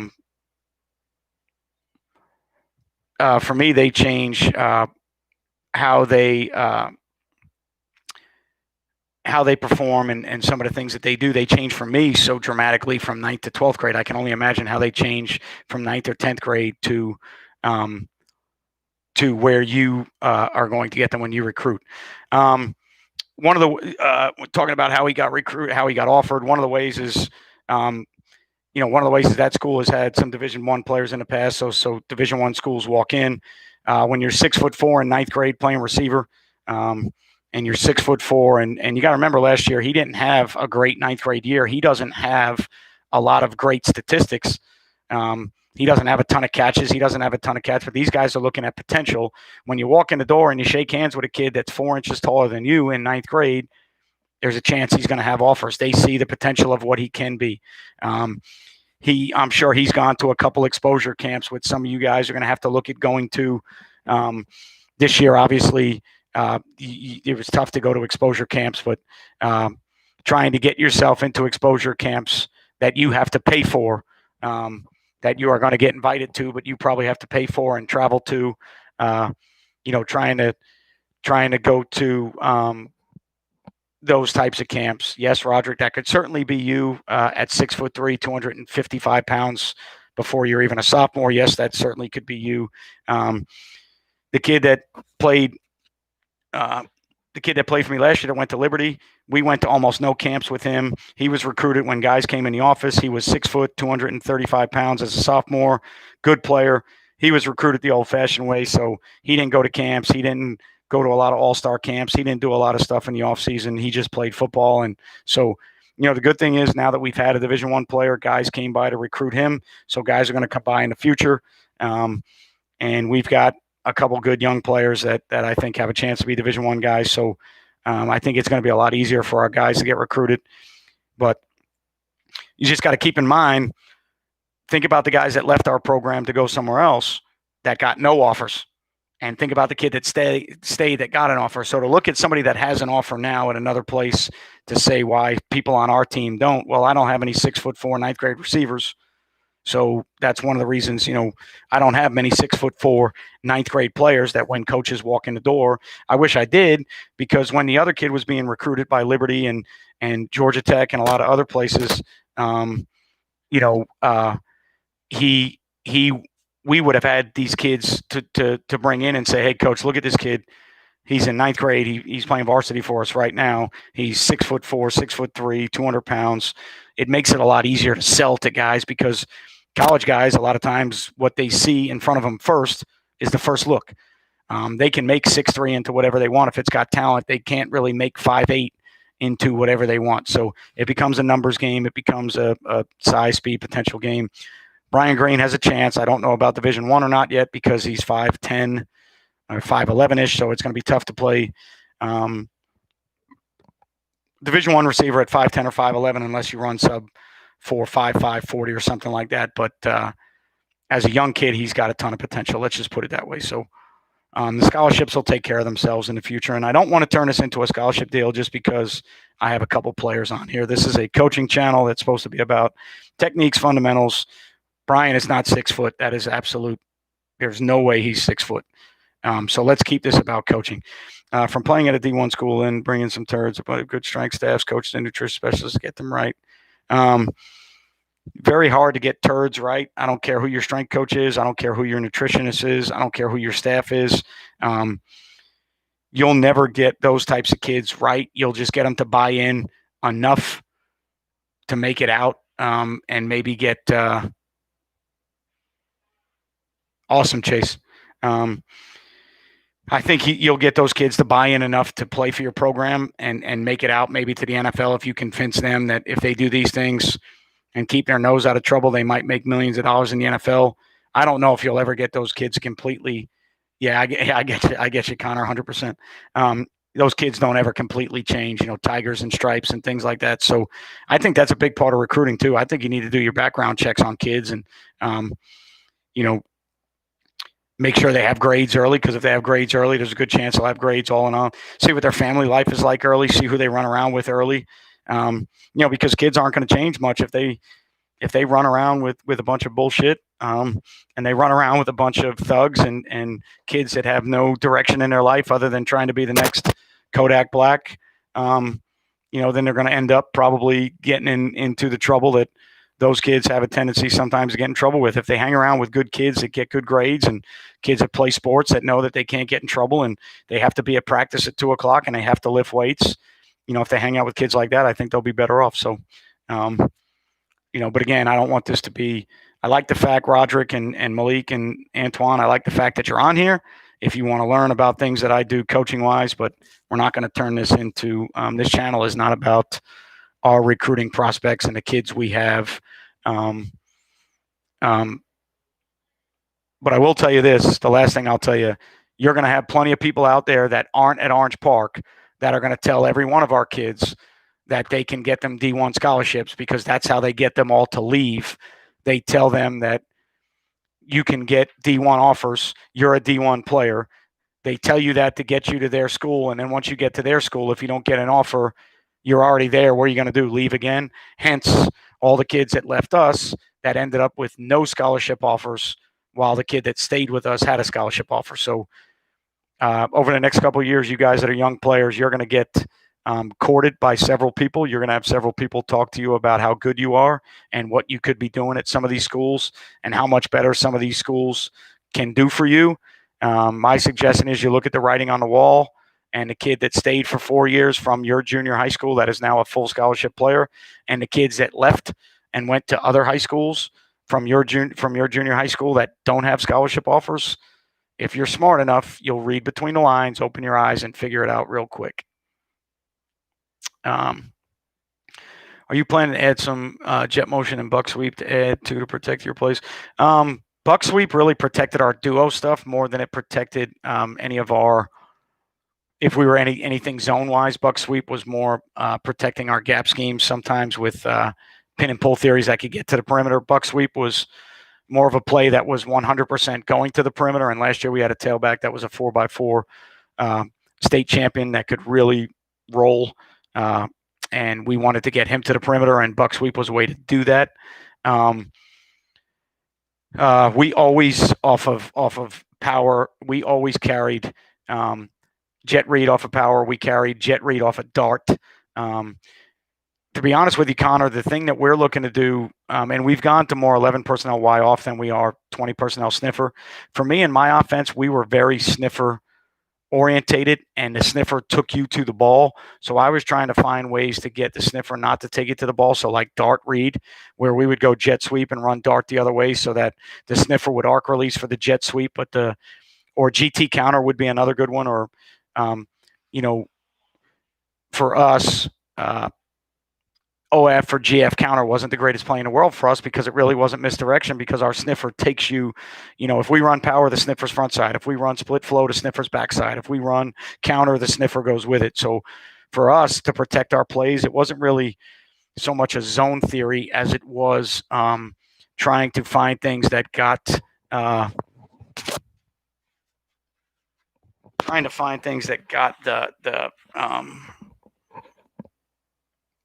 away from the sniffer, flow away from the sniffer is what we try to do, because my two-back offense got just way too sniffer orientated. So it's good to have a new change now with inside zone and wide zone and 11 personnel, and still trying to use the 11 personnel guy the same. We're trying to use him to wham the backside. We're trying to use him to insert on a backer.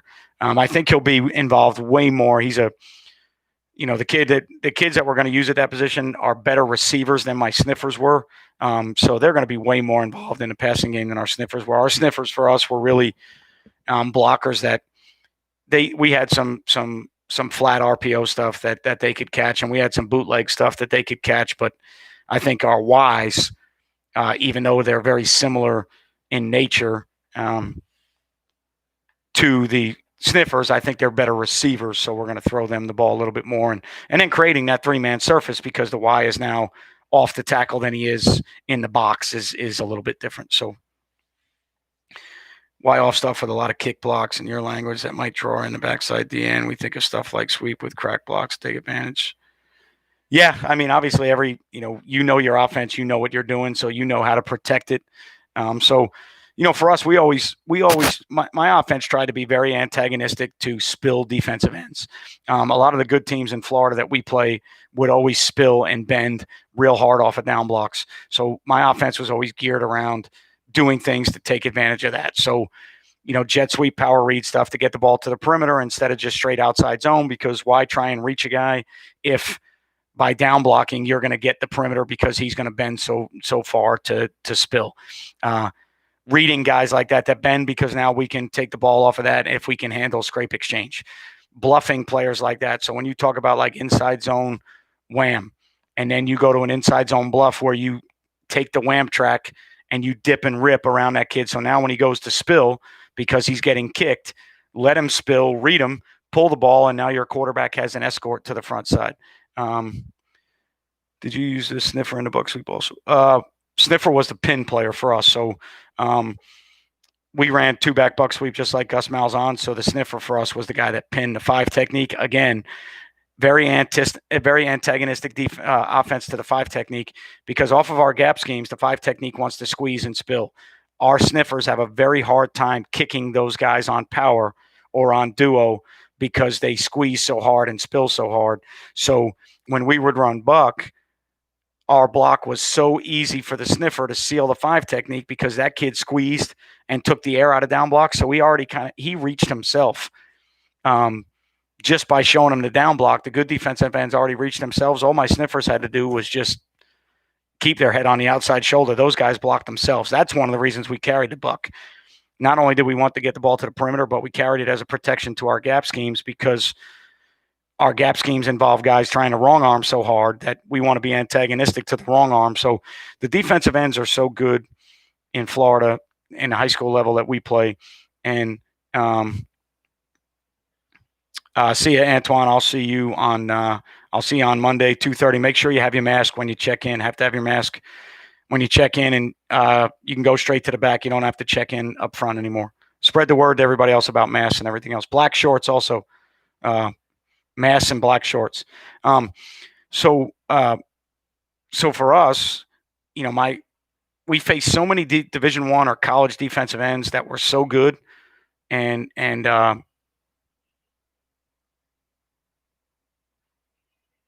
I'll get to that in a second, Connor, because I wanted to, and that's a great theory, but we have issues just because of the footwork of the. I think we can do it now with the Y off. With the sniffer, I don't think we could do it just because of the angles and where they were coming from. So for us, we were so antagonistic to the defensive end because there were times coming off the bus, there were defensive ends that we just were not going to block, and it didn't matter. And that's not a negative on my kids, or I've been at 3 different high schools now, a head coach for 20 years or so, something like that. So there's years where you get off the bus and you're just not blocking those kids. It is what it is. So our offense became so antagonistic to 5 techniques with making them spill, giving them down blocks that they want to get the ball outside because we couldn't reach them, making them spill and then hooking them on buck sweep because we couldn't kick them. That's just kind of how we developed our offense around that. So I would think we could do that this year, Connor, because of the Y off theory. We could never do that in the past because our sniffer was a guy that was in the box, and the angles and the leverage and the footwork of a puller with a guy going to seal would be a little bit iffy to me. But now that we are Y off, I see no reason. It makes it just like tight end pin and pull stuff. I see no reason why we can't possibly pin a 5 technique and pull, or pin a 4-eye and pull. I see no reason why we might not be able to do that in theory if we wanted to, based on odd front or tight front stuff, which at your level, my level too eventually, but at your level in college, the next thing you guys are going to be working on all the time is what are you going to do to that tight front? The tight front has become so prevalent in college football now that that's the next front. Depends on the type of odd we were seeing and where the overhang was. I think we talked about this a little bit on Twitter, Connor. As a college guy, I'm probably not the greatest guy in the world to talk to about things because our rules are so set in stone that they really don't change. We don't make a lot of changes based on fronts that are going to affect our kids, because I think it makes our kids play slower. So if we were going to run buck sweep, our tackle was a down gap player, regardless. If there's nothing down gap, he's going to backside backer. If it was an odd front team, we would start the same way. We'd be down gap, and if it was a odd front 4 or 5 or whatever it was, now if it was a 4-eye, we would probably block a 4-eye, and then we would have to teach the sniffer that since there's nothing down to block, we might have to go to backer or another level. We don't arc release or change or do anything different from that standpoint with the sniffer last year and 2-back stuff, because I want that kind of stuff confuses our kids. So there's a lot of times where if I don't like something because of an odd look, I just may not call it that game, or maybe I formation it different to get them out of that look. But for us, we wouldn't change. Now, if it was a team that had an overhang that was walked up and we felt like maybe we had to base the 5 and get the sniffer on the overhang so that we can get the guards out in front, that might be something to look at. If we couldn't crack, like our slot was essentially our tight end. So our slot was a crack Mike player because we don't use tight ends and we don't have a wing and a tight end wing. So, if our slot could get to an apex, that might change it a little bit. If our slot couldn't get to an apex, then he's going to keep working inside to crack the Mike, which is the way we originally designed to play. So I would think in the future, Connor, you're going to want to look at all the new answers to the tight front, what people are doing to the tight front, how they're having success with the tight front. I'm wondering if it's going to bring back the advent of more tight end sets, like teams used to do with 3-3 stack stuff to get you out of that look. They would add bodies to the surface to create different edges and different bubbles. And so I'm wondering if you're going to see more 11, 12, 21 personnel be more prevalent to get guys out of running the tight front. The tight front is such a good answer to spread teams and open teams. 10 personnel, 20 personnel teams. I'm just wondering what the offensive answer is going to be. And normally what happens is, either side of the ball, offense or defense, one side responds with an answer. The other side has a year or two to catch up. And then high school has 2 or 3 years. Now there is some stuff from college going up to the NFL, which is nice to see. But normally it's, the college game changes. One side of the ball has 2 years to catch up. They catch up, then there's another change. High schools have about 2 to 3 years to develop what was done maybe 2 years ago, and then high schools kind of catch up. That's the cyclical nature of the game. So, it's just one of those deals that why off if the defense wants to defend with a Sam on the ball, then we can crack that to pull the tight end and play side guard. Depending on where they put the Sam, if it's Y off, if you're talking about that front side, if he's playing it more like an under front 9 technique, it's going to be tough. You could probably, maybe you can get down on a 5 technique with the Y off, and then when you pull the tackle, maybe if you get a squeeze from the Sam, you can get him hooked. I'd be interested to see how you're going to do that against those looks and what you're going to do.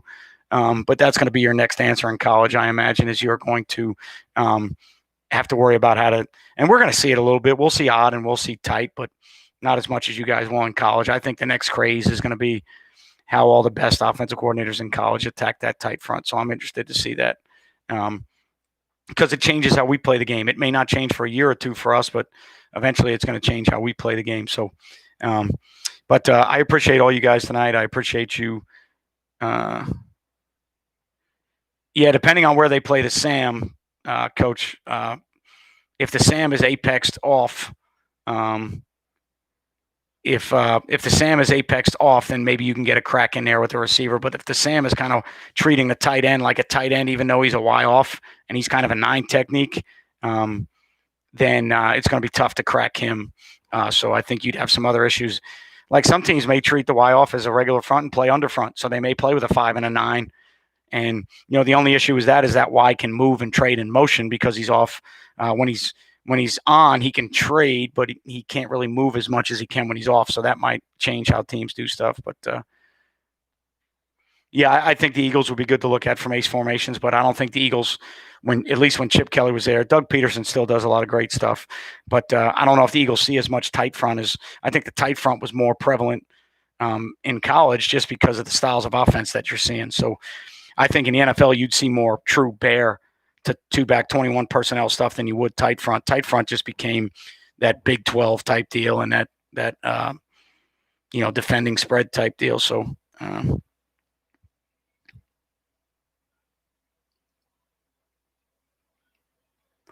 Yeah, Connor, but my info is different than the level you need to coach it at. You're going to need so many more answers, and you're going to, your adjustments are going to be so much further than ours are. We're a tempo team. We get up on a ball. We call a play with simple rules.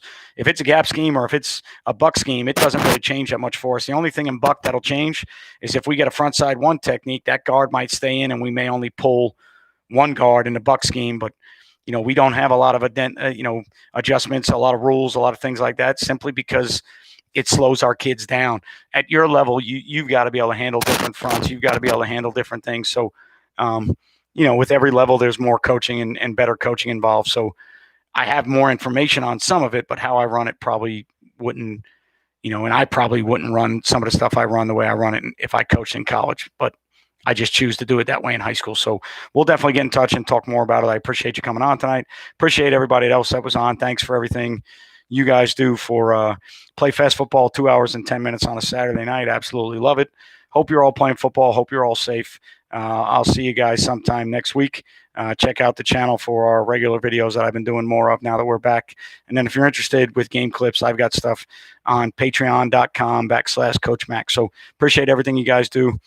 I'll see you guys. Chase, take care. See you next time. Stay safe. Mask up.